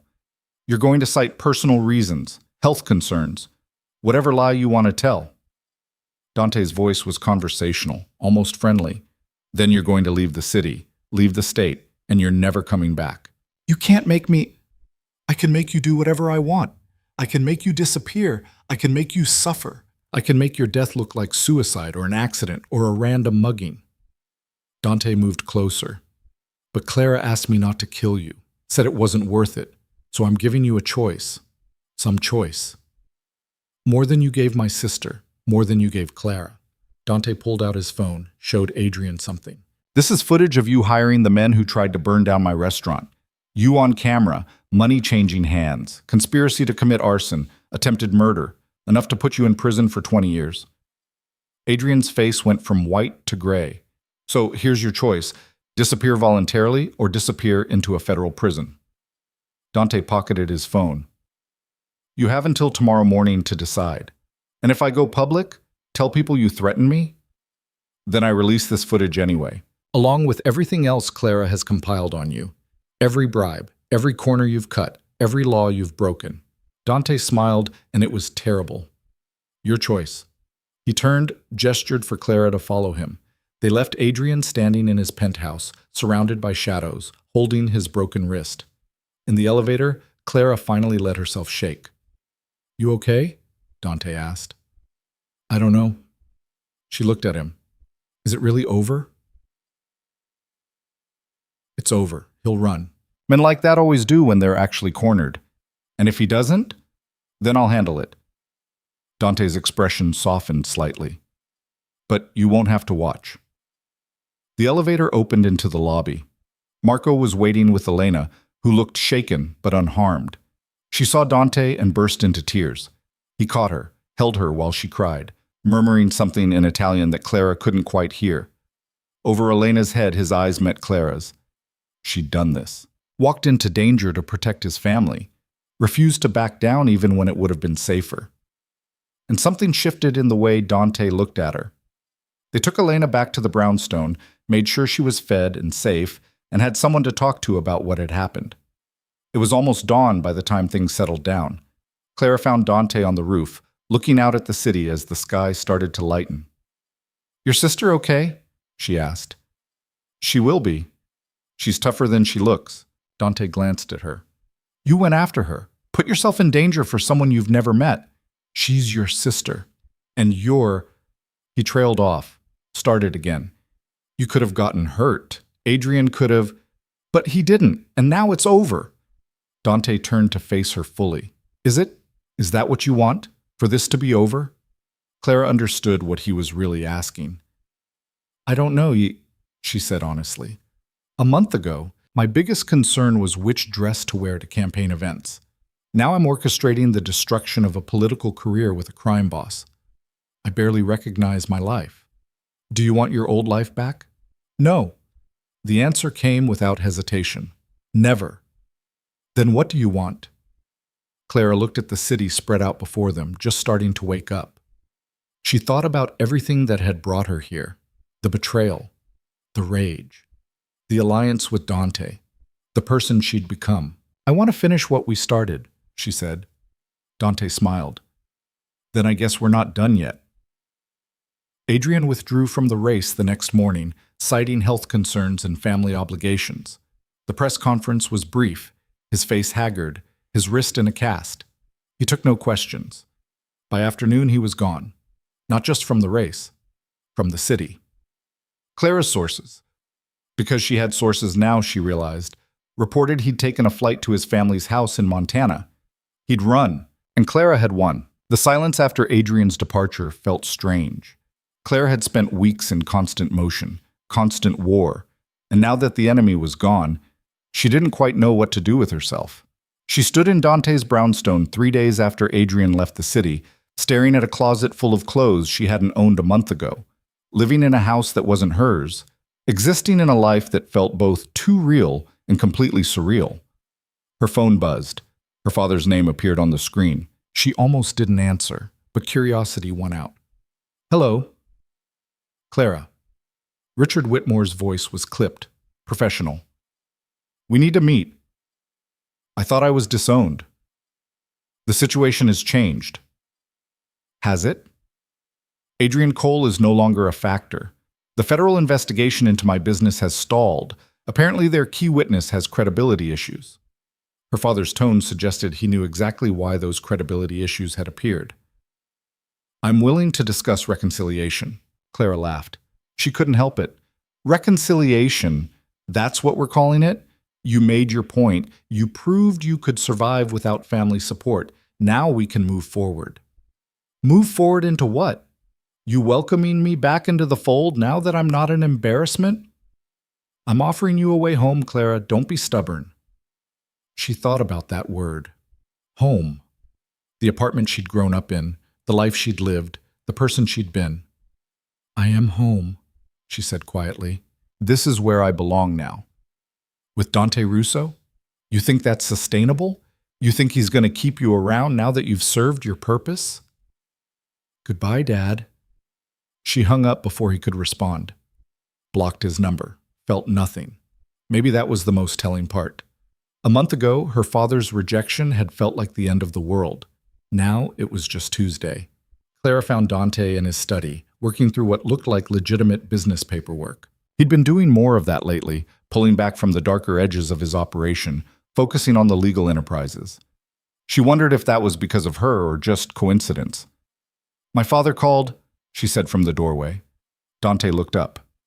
And? Wants to reconcile now that Adrian's gone and the investigation is falling apart. What did you say? I told him I was already home. Clara crossed to the window. Was that stupid, turning down my family? That depends. Do you actually want them back? She thought about it, really thought about it.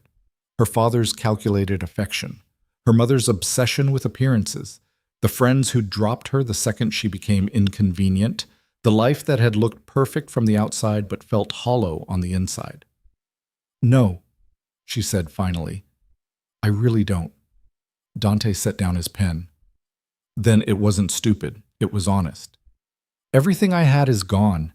My family, my reputation, my old life. Is that a problem? Clara turned from the window to look at him. I don't know yet. Ask me in a month. Fair enough. Dante stood, stretched. I have a meeting tonight. Business. You interested? What kind of business? The legitimate kind, surprisingly. Meeting with investors about expanding the restaurant holdings. Very boring, very legal. He smiled slightly. You could come, if you wanted. There was something careful in the way he asked, like he was testing waters, seeing if she wanted to be part of this part of his life too. Yeah, Clara said. I'd like that. Bu so suchi ita says. The meeting was at one of Dante's high-end restaurants in Midtown. Clara dressed carefully, professional but not corporate, elegant but not flashy. She was learning to navigate this middle ground between her old world and Dante's. The investors were a mix of old money and new tech wealth, people who wanted this cash of being associated with Dante's successful restaurants without asking too many questions about his other enterprises. Clara watched him work the room, charming and strategic, and realized she was seeing yet another version of him. You must be Clara. An older woman approached her, champagne in hand. I've seen you in the photos. Guilty. I'm Patricia Greenwood. I've known Dante for years. Did business with his father before him. Patricia's eyes were sharp despite her age. You're causing quite a stir. So I've heard. Good. This city needs stirring. Get stagnant otherwise. Patricia sipped her champagne. Word of advice? Don't let people make you feel guilty for choosing yourself. Women do that enough already. It was the second time someone had said something similar to Clara. She was starting to think maybe they had a point. The meeting went well. Dante secured the investment he wanted, which apparently meant expanding into 3 new locations. Afterward, he and Clara walked back to where Marco had parked the car. You were quiet tonight, Dante observed. I was watching, learning. Clara pulled her coat tighter against the November cold. Your world is different than I expected. Different how? More normal. I thought it would be all dark rooms and coded language, but that was just a business meeting. Most of my life is just business meetings. The other stuff, the criminal stuff, it's maybe 20% of what I actually do. Dante held the car door for her. People see the drama and think that's all there is, but running an organization like mine is mostly spreadsheets and negotiations. Disappointing, he laughed. Is it? A little. I was expecting more excitement. You've had enough excitement to last most people a lifetime. Clara couldn't argue with that. They drove back to the brownstone in comfortable silence. It was strange, Clara thought, how comfortable silence with Dante had become. With Adrian, silence had always felt tense, loaded with things unsaid. With Dante, it just felt easy. I need to ask you something, Dante said as they pulled up to the house. And I need you to be honest. Okay? What are you doing here? Really, Adrian's gone. Your revenge is complete. You could walk away, start fresh somewhere new, but you're still here. Clara looked at him in the dim light of the car. Where else would I go? Anywhere, you're free now. Am I? Yes. Dante's voice was serious. You don't owe me anything, Clara. We had a deal. I helped you destroy Cole. It's done. If you want to leave, you can leave. The words should have felt like liberation. Instead, they felt like dismissal. Do you want me to leave? Clara asked. That's not what I asked. But it's what I'm asking. Dante was quiet for a long moment. No, I don't want you to leave. Then why are you giving me an out? Because you should know you have one. You should know this isn't a trap. You can go any time. Clara reached for the door handle, stepped out into the cold night. Dante followed her into the brownstone, both of them shedding coats and shoes in the familiar choreography of coming home. Except this wasn't Clara's home. Was it?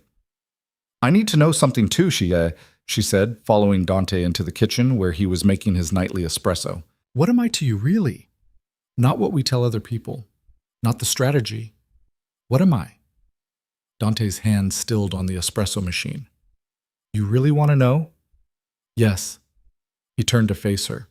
You're trouble. You're dangerous. You walked into my life with a suicide mission and somehow turned it into a war we actually won. You're stubborn and reckless, and you make terrible decisions. That's not an answer. You're also the most interesting person I've met in years, maybe ever.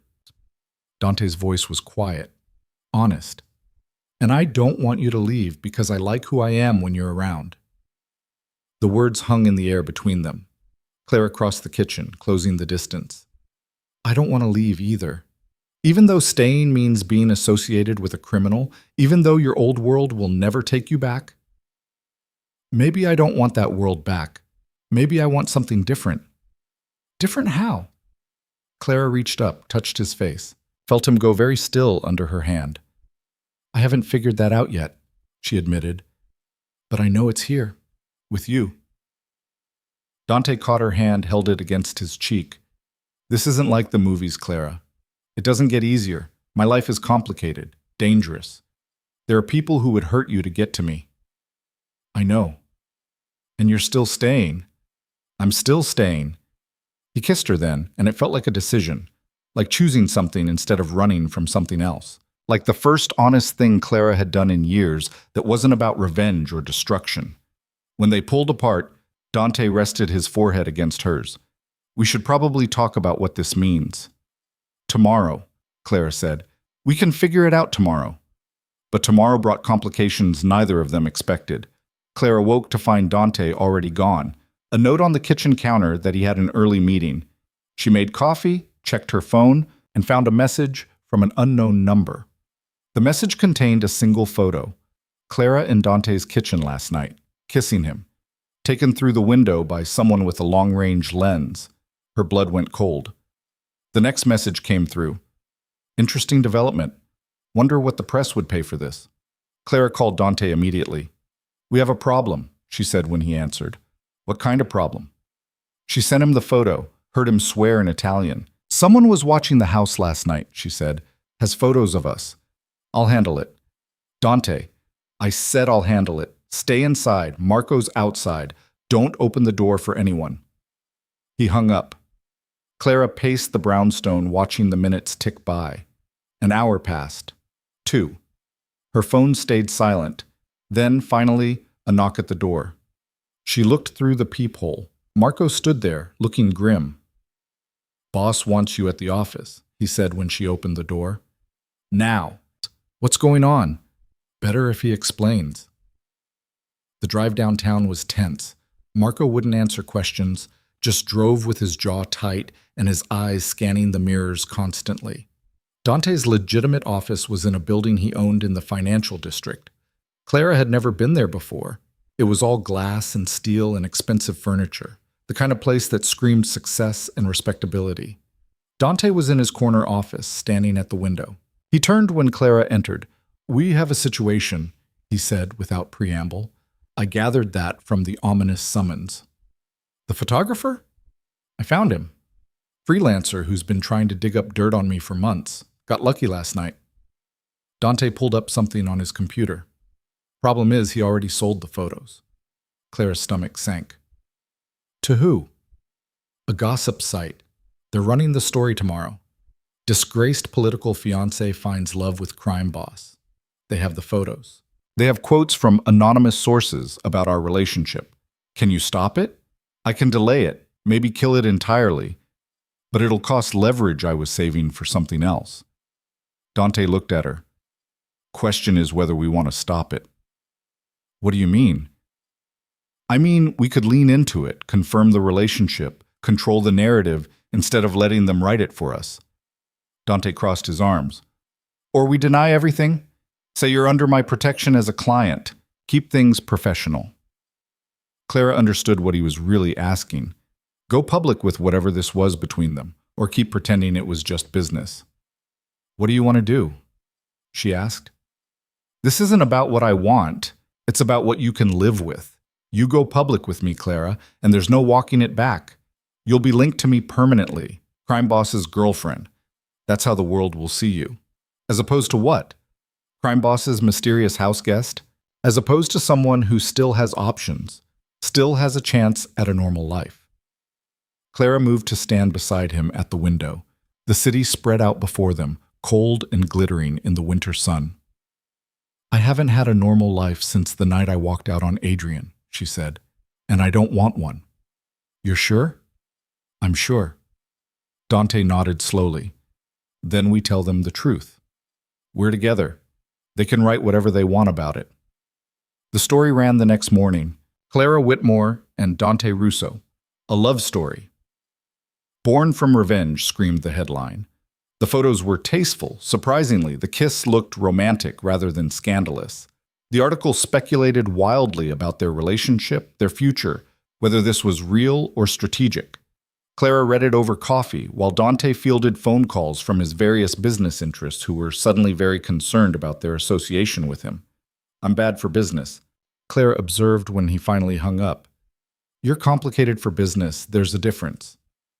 Dante sat down across from her. "Some people will distance themselves, some won't care, some will be intrigued." "And you're okay with that?" "I'm okay with you. The rest is just noise." The days that followed were strange. Clara and Dante were officially a couple now, which meant navigating what that actually looked like.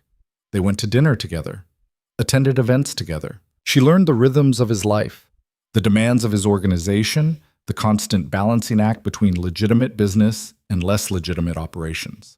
She also started finding her own place in his world. Dante's restaurants needed someone to handle PR and social media. Clara had the skills and the connections, even if those connections now came with baggage. She started working on rebranding the restaurant group, giving it a cohesive identity. It felt good to have purpose beyond revenge. But the past had a way of catching up. 2 weeks after the story broke, Clara got a call from her mother. She almost didn't answer, but curiosity won out again. "Clara, we need to talk about this situation." "What situation?" "This relationship with Dante Russo. It's all over the news. Your father is mortified. Dad will survive." "Will you? Have you thought about what you're doing? This man is a criminal, Clara. He's dangerous." "I know exactly who he is, Mom. That's the difference between him and Adrian. Adrian made mistakes, but he was respectable. He had a future in politics. I could have been miserable. I could have spent my life smiling for cameras while my husband cheated on me. No thanks." Her mother's voice went cold. "I raised you better than this." "No," Clara said quietly. "You raised me to be convenient, to be decorative, to never make waves, and I'm done with that." "Then you're on your own." "I've been on my own for weeks, Mom. This isn't news." She hung up and felt nothing but relief. That night, she told Dante about the call. They were in his study, him working through paperwork while she sketched out ideas for a restaurant redesign. "My mother called," she said, "officially disowned me for dating you." Dante looked up. "How do you feel about that?" "Free, mostly. Is that terrible?" "No, it's honest." Dante set down his pen. Family is complicated. Sometimes the people who should love you unconditionally are the ones who attach the most conditions. Your family wasn't like that? My father was a criminal. My mother was dead. My sister was the only one who saw me as a person instead of a tool or a problem. Dante's expression was distant. Different complications. "Do you regret it? The life you chose?" "I didn't choose it. I was born into it, but I made it mine. Turned it into something bigger than my father could have imagined." He looked at her. "Do you regret your choices?" Clara thought about the last 2 months. The destruction, the alliances, the person she'd become. "No," she said. "Not even a little bit." "Good. Because it's about to get more complicated." "What do you mean?" Dante pulled up something on his laptop, turned it so she could see. A news article about her father's business. The federal investigation was back on, stronger than before. New evidence had surfaced. "I thought you made that go away," Clara said. "I delayed it. But the evidence exists, the crimes are real. Eventually justice comes for everyone." Dante's expression was neutral. Question is whether you can live with that. Clara read the article. Her father was likely facing serious prison time. Her family's business would collapse. Everything they'd built would crumble because of what she'd started. "If I hadn't gone after Adrian," she said slowly, "none of this would have happened." "Maybe, maybe not. Your father made his own choices, broke his own laws. That's on him." "But I accelerated it." "Yes." Dante didn't sugarcoat it. "You did. And now you have to decide if you can live with the consequences." Clara closed the laptop, stood, walked to the window, and looked out at the city. Her father had sold her out to protect his business, had known about Adrian's cheating and said nothing, had chosen money over her, and now his world was burning down around him. She waited for guilt, for regret, for the urge to try to fix it. It never came. "I can live with it," she said finally. "You're sure?" Clara turned back to face Dante. He made his choices. I made mine. We all live with the consequences. That's a hard way to see the world. I've had a hard couple of months. Dante stood, crossed to her. You could still walk away from all this. From me. Start fresh somewhere new. I'd help you. Money, new identity, whatever you needed. Why do you keep offering me outs? Because I need to know you're choosing this, actively, not just falling into it because you have nowhere else to go. Clara looked at him, this dangerous, complicated man who'd helped her destroy her enemies and then offered her freedom, who was honest about his darkness and never pretended to be anything he wasn't. I'm choosing this, she said. I'm choosing you. Not because I have to, because I want to. Even knowing what that means, what you're signing up for, especially knowing that. Dante pulled her close, and for a moment they just stood there, two people who'd found each other in the wreckage of their own wars. Then I have something to ask you, he said quietly. Clara pulled back enough to look at him. What? There's a gala next month. Major donors, political players, media. The kind of event where I usually go alone because bringing someone means making a statement. And I want you there, with me. Not as strategy, not as protection, as my partner. The word partner carried weight, meaning promise. Your partner, Clara repeated. If you want to be. Clara thought about what that meant, standing beside Dante in front of the city's elite, officially claiming her place in his world, burning every last bridge to her old life. She thought about it for maybe 3 seconds. Yes, she said, I want that. Dante smiled, a real smile, rare and genuine. Then we'd better get you a dress. The next few weeks passed in a blur of preparation. Clara threw herself into work on the restaurant rebranding, meeting with designers and social media managers and food critics. She was good at it, she discovered, had an eye for aesthetics and an instinct for storytelling that served her well. Dante's world opened up to her in new ways. She met his real business partners, the legitimate investors and restaurateurs and property developers. She learned the difference between the public-facing Dante and the private one, and found she liked both versions. She also started to understand the full scope of his operation. The protection he offered to small businesses and neighborhoods the police ignored. The scholarships he funded for kids from Brooklyn. The way his illegal money often ended up doing more good than the legal fortunes of people like her father. It was complicated, morally gray. Nothing like the simple good versus evil narratives she'd grown up believing. And Clara found she was okay with complicated. Her father's indictment came through 3 weeks before the gala. Clara read about it in the newspaper over coffee, felt nothing, and moved on with her day. Her mother left a voicemail calling her heartless. Clara deleted it without listening to the whole thing. The past was done. She was building something new. The night before the gala, Clara stood in front of her closet looking at the dress Dante had insisted on buying her. It was stunning, deep sapphire blue that brought out her eyes, cut to be elegant and dangerous all at once. Tomorrow night, she'd walk into that ballroom on Dante's arm. Tomorrow night, she'd officially become what the press had been calling her for weeks, the crime boss's girlfriend. Tomorrow night, she'd choose her future. And Clara Whitmore, formerly perfect political accessory, currently something much more interesting, couldn't wait. The morning of the gala, Clara woke to find Dante already dressed, sitting on the edge of the bed with his phone in one hand and a cup of coffee in the other. The tension in his shoulders told her something was wrong before he said a word. What happened? She asked. Dante looked at her, and his expression was carefully blank. Too blank. Adrian's back in the city. Clara sat up, fully awake now. What? I thought he was in Montana. He was, until yesterday. Dante handed her his phone. A grainy photo showed Adrian getting out of a car outside a hotel in Manhattan. One of my people spotted him last night. He's been making calls, meeting with people. What kind of people? The kind who used to be his allies, donors, political operatives. Dante took back his phone. He's planning something. Clara's mind raced.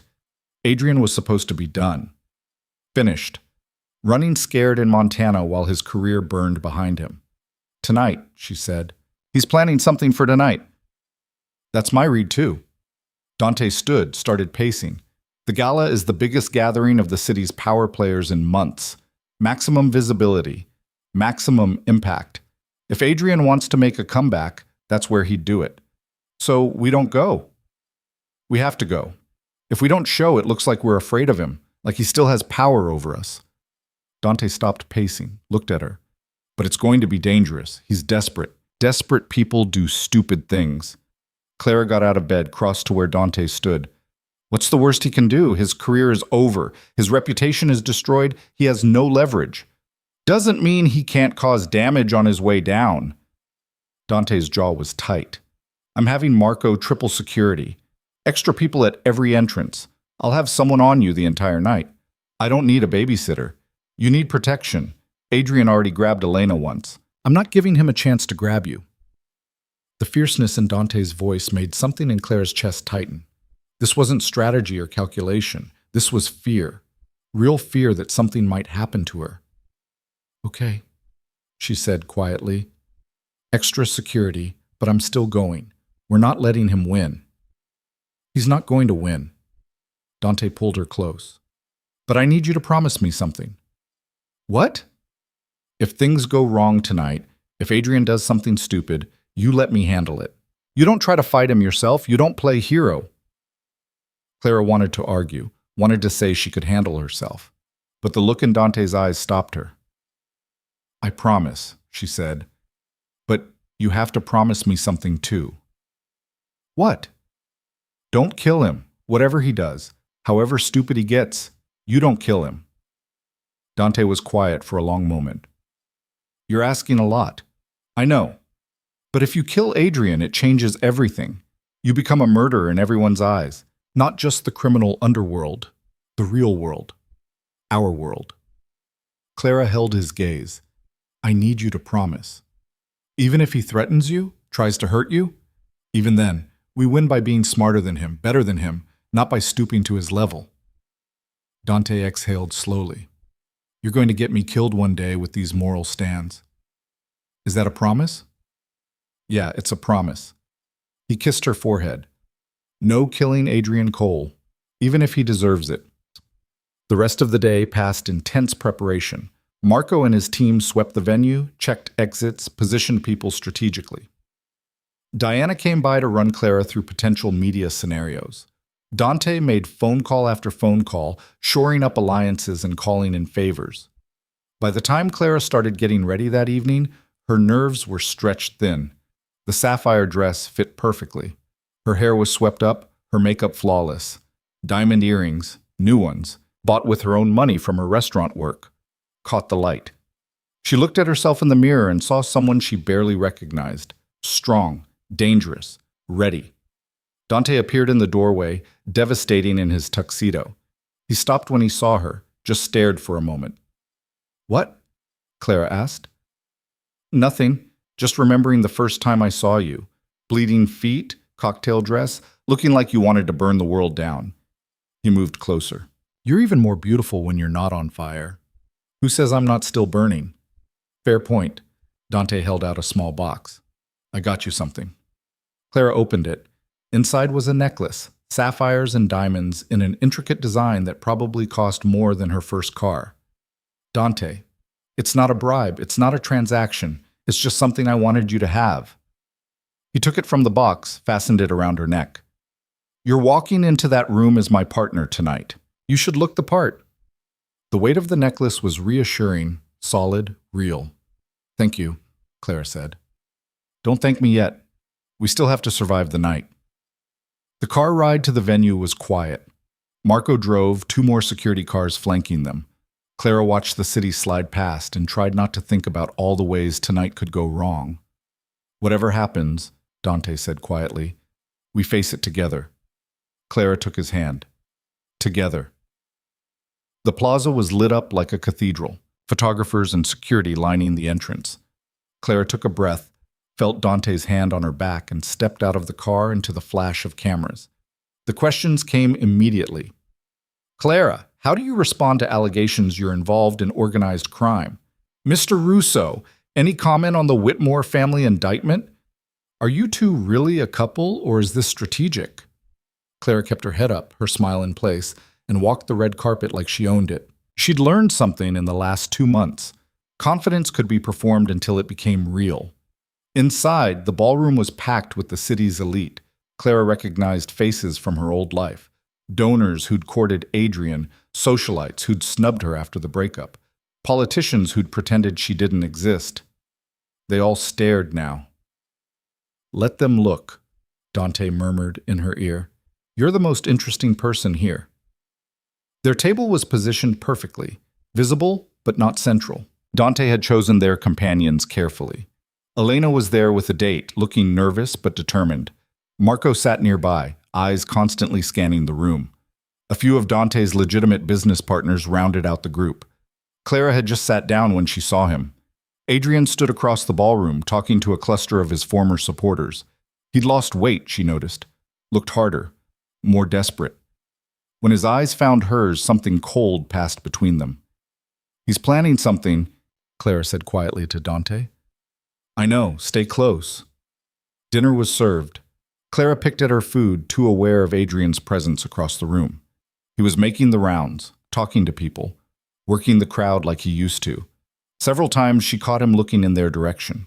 Halfway through the main course, the MC announced that Adrian Cole would be making a special address. Clara's blood went cold. Dante's hand found hers under the table. "Whatever he says, don't react. Just sit there and look bored." Adrian took the stage to scattered, uncertain applause. He looked directly at Clara as he began speaking. "Thank you all for being here tonight. I know many of you are surprised to see me. After my recent departure from public life, I wasn't sure I'd be welcome." He smiled, self-deprecating and false. "But I felt compelled to come tonight because I have information the public deserves to hear." Clara felt her chest tighten.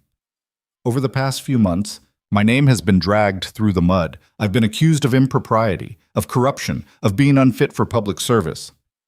Adrian's voice grew stronger. "Much of this character assassination has been orchestrated by one person, someone who couldn't handle the end of our relationship and decided to destroy me out of spite." Whispers rippled through the ballroom. "Clara Whitmore, my former fiancé, has spent the last 2 months working with known criminal Dante Russo to systematically dismantle my career. She's fed lies to the press, manipulated evidence, used her connection to organized crime to intimidate my supporters." "He's lying," Clara whispered. "Let him," Dante said. "He's burying himself."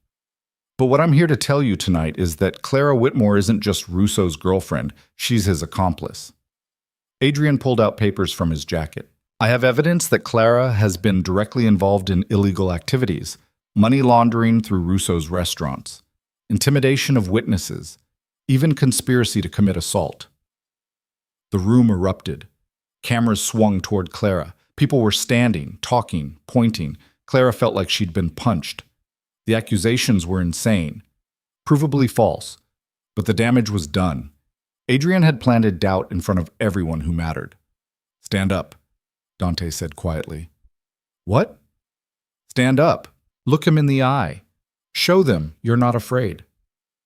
Clara stood. Every eye in the room swung to her. The silence was deafening. "Is that it, Adrian?" Her voice carried across the ballroom. "You come back to the city just to tell lies about me? To try to drag me down because I walked away?" "These aren't lies." "Yes, they are. Every single word, and everyone in this room knows it."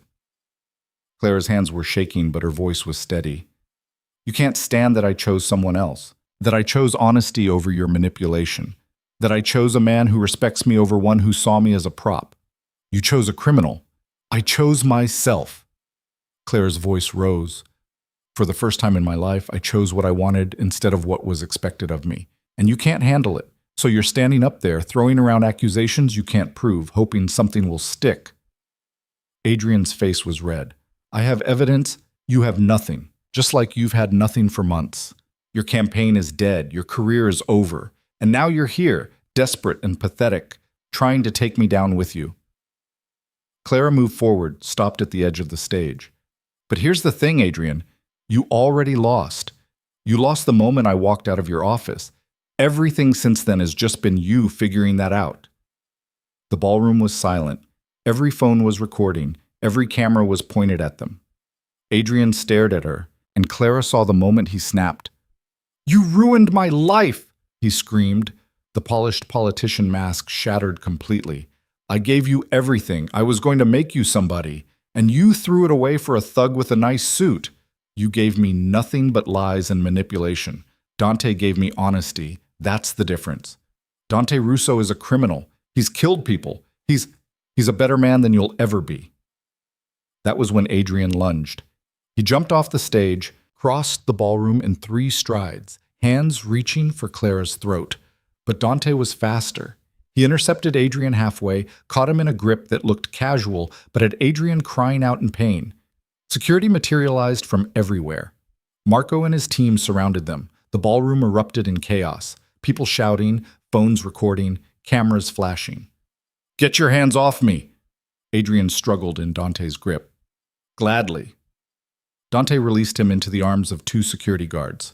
"But if you come near her again, I'll break more than your pride." "You're threatening me? In front of everyone? I'm warning you, there's a difference." Dante's voice was cold, final. "You're done, Cole.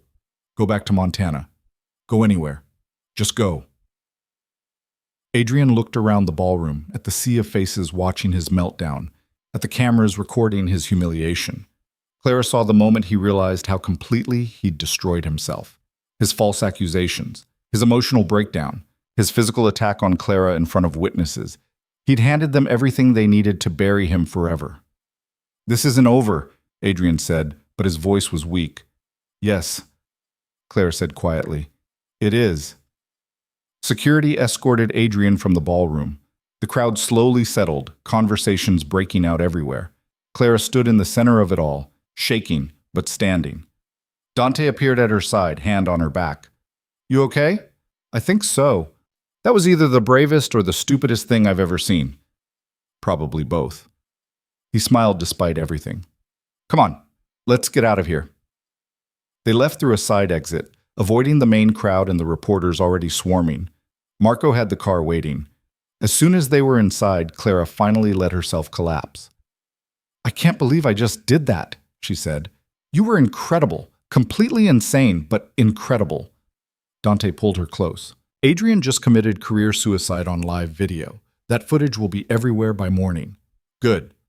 They drove back to the brownstone in silence. Clara's mind was racing, processing everything that had happened. The confrontation, the lies, the moment Adrian had snapped completely. She'd won, completely and totally. So why did she feel so empty? Back at the brownstone, Clara changed out of the sapphire dress and into comfortable clothes. Found Dante on the roof again, his usual thinking spot. "You okay?" she asked, sitting beside him. "Should be asking you that." "I asked first." Dante was quiet for a moment. "I almost killed him. When he came at you, everything in me wanted to end him right there. But you didn't.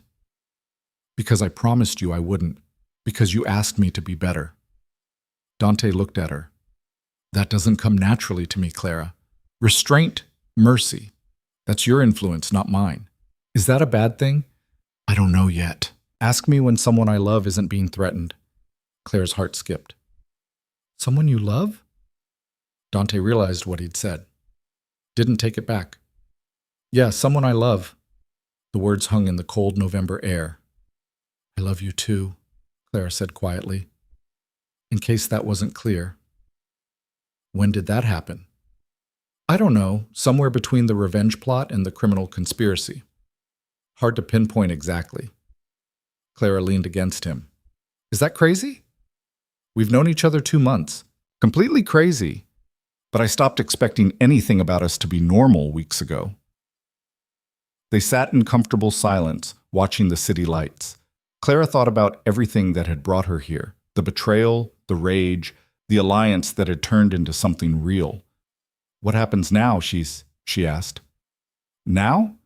"Adrian slinks away to wherever desperate former politicians go. Your father goes to trial. The city moves on. We rebuild." Dante's arm tightened around her. "And you decide what you want your life to look like." "What if I want it to look like this? You, me, the restaurants, the chaos? Then that's what it looks like. No pressure to be your partner in the business, in the whole operation?" Dante turned to face her fully. Clara, I need you to understand something. I'm not asking you to be part of my criminal enterprise. That's my burden, my choice, my consequences. What I'm asking is if you want to build something with me, the legitimate stuff. The restaurants, the properties, the businesses we can operate in daylight. And the other stuff? The other stuff I keep separate. You don't have to touch it, don't have to know about it beyond what you already know. Clara thought about that, about the line Dante was drawing between his two worlds and which side of it he was placing her on. What if I want to be involved in all of it? She asked. Then you're crazier than I thought. I'm serious. You said we're partners. That means the good and the bad, doesn't it? No. Dante's voice was firm.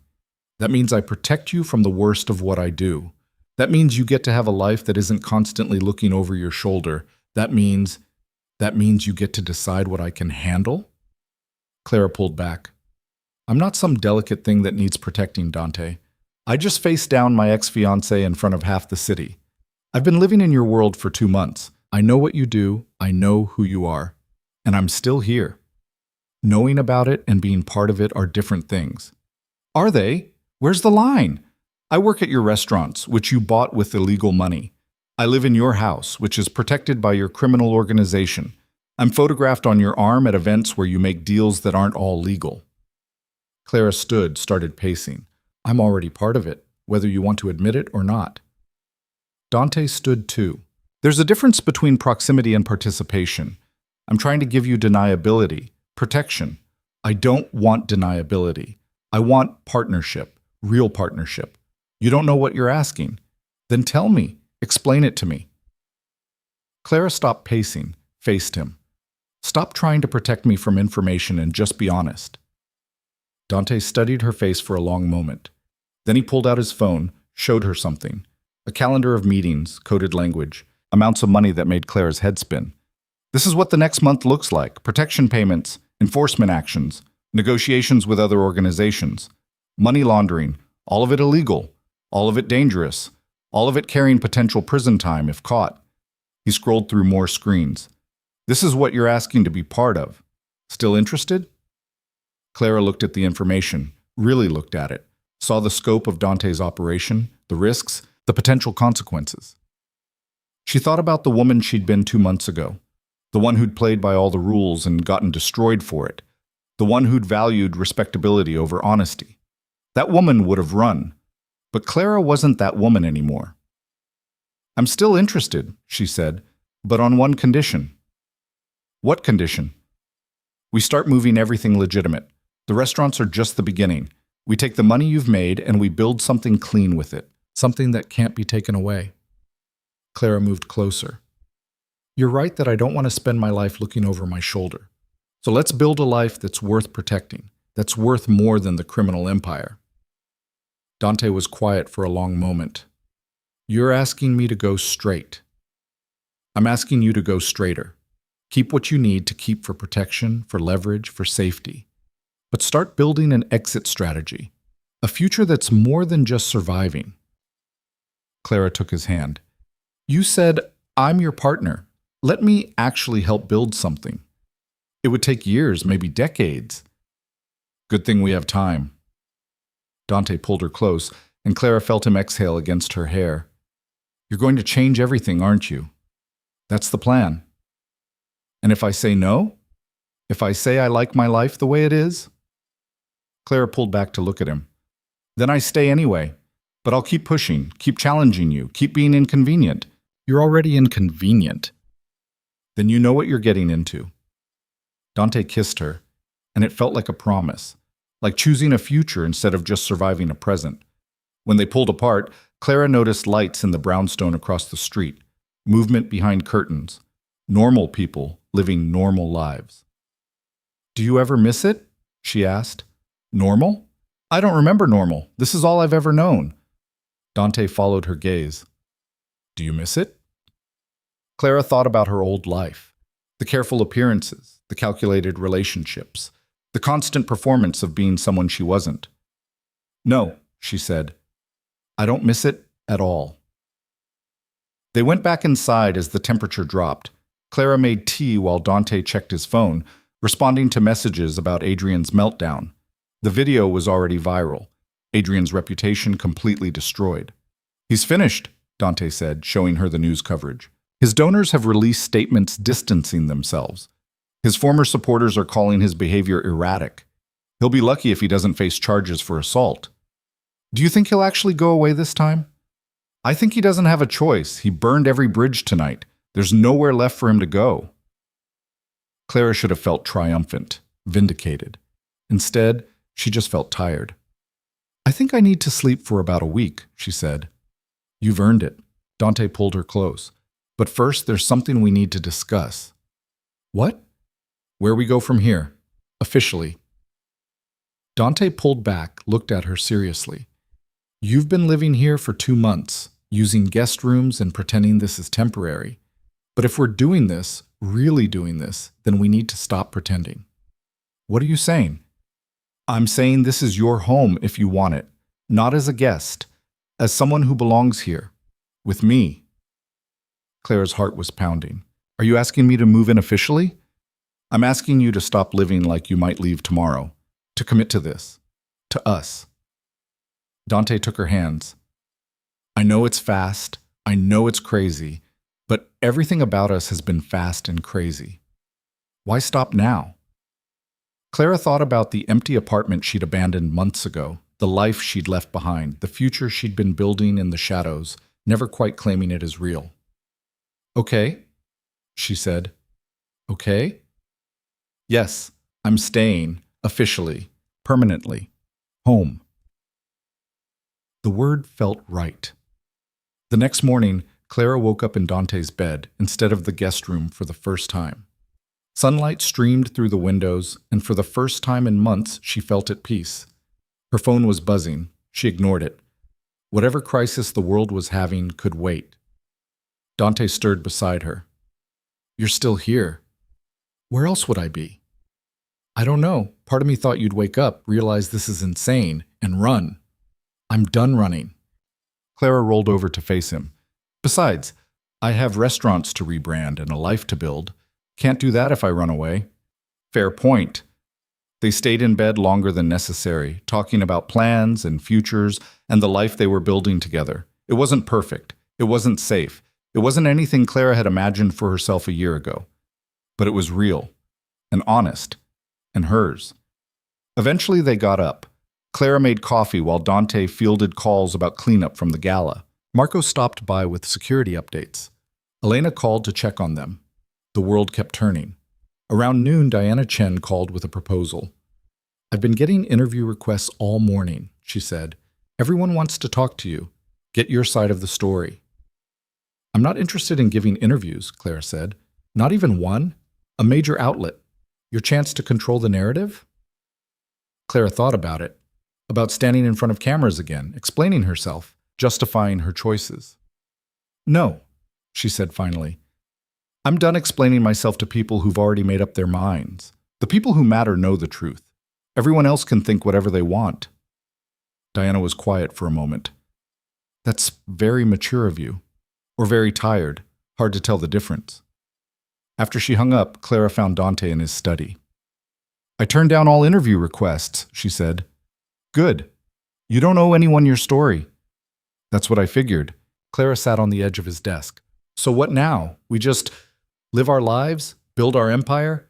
Try to stay out of trouble?" "More or less." Dante pulled her into his lap. "Though with you around, staying out of trouble might be optimistic." "I'll try to be less destructive." "Please don't. I like you destructive." They spent the rest of the day planning. Not revenge plots or strategic attacks. Just normal future building. Which restaurants to renovate first. Where to invest next. How to slowly transition more of Dante's operations into legitimate territory. It felt strange. Normal. Like they were just two people building a life together instead of survivors of a war. That evening, Clara stood at the window of Dante's, their, brownstone, looking out at the city. Somewhere out there, Adrian was packing his things, preparing to disappear from public life forever. Her father was preparing for trial. Her mother was probably still trying to save face among her society friends. And Clara was here, in a home she'd chosen, with a man she'd chosen, building a life she'd chosen. The last 2 months had taught her something important. Power wasn't about control or manipulation or playing by rules that were designed to keep her small. Power was about choice, about choosing yourself even when it was hard, about walking away from what you were supposed to want, and building something real instead. She'd lost her family, her reputation, her place in the world she'd been raised for, and she'd gained something better, something honest, something hers. Dante appeared behind her, wrapped his arms around her waist. "What are you thinking about?" "How strange it is that the worst thing that ever happened to me turned into the best thing. Finding your fiancé cheating was the best thing. Walking away was the best thing. Everything after that was just details. Pretty dramatic details." "I like drama." Clara turned in his arms. "But I think I'm ready for some calm now, some boring domesticity, some normal." "With me? You're not going to get normal. I'll settle for honest. That I can do." They stood there as the sun set over the city, two people who'd found each other in the wreckage of their own wars. It wasn't a fairy tale ending. There would be more complications, more challenges, more moments of doubt and fear and uncertainty. But they'd face it together, as partners, as equals, as people who'd chosen each other when they could have chosen safety. And Clara Whitmore, who'd once thought she had to be perfect to be loved, finally understood that being real was so much better. She'd burned down her old life to build something new, something that was actually hers, and she'd never looked back. Months later, Clara stood in the first of Dante's newly renovated restaurants, watching the opening night crowd fill the dining room. The redesign had been her project, taking something that had been functional and making it beautiful, making it something people would remember. Dante appeared at her side, champagne in hand. "It's a success. It's packed. There's a difference. Always so modest. I learned from the best." Clara took the champagne, surveyed the room. "You know what's funny? 6 months ago, I thought my life was over, thought I'd lost everything. And now? Now I realize I hadn't lost anything worth keeping. I just cleared space for something better." Dante raised his glass. "To better." "To better," Clara echoed. They drank, and Clara felt the weight of the last 6 months settle into something lighter. The revenge was done. The war was won. The future was waiting, and for the first time in her life, Clara Whitmore was exactly where she wanted to be. Not perfect, not polished, not performing for anyone, just real, just herself, just free. And that was worth more than any carefully constructed life could ever be. The restaurant hummed with life and laughter around them. Dante's hand found hers, and Clara smiled genuinely because this, all of this, was hers. Not because someone gave it to her, not because she played by the rules, but because she'd burned down the cage she'd been living in and built something better from the ashes. Sometimes the only way to find yourself is to lose everything you thought you were supposed to be. Sometimes the only way forward is through fire. And sometimes the person you become on the other side is exactly who you were meant to be all along. Clara had learned that the hard way, but she'd learned it, and she'd never forget.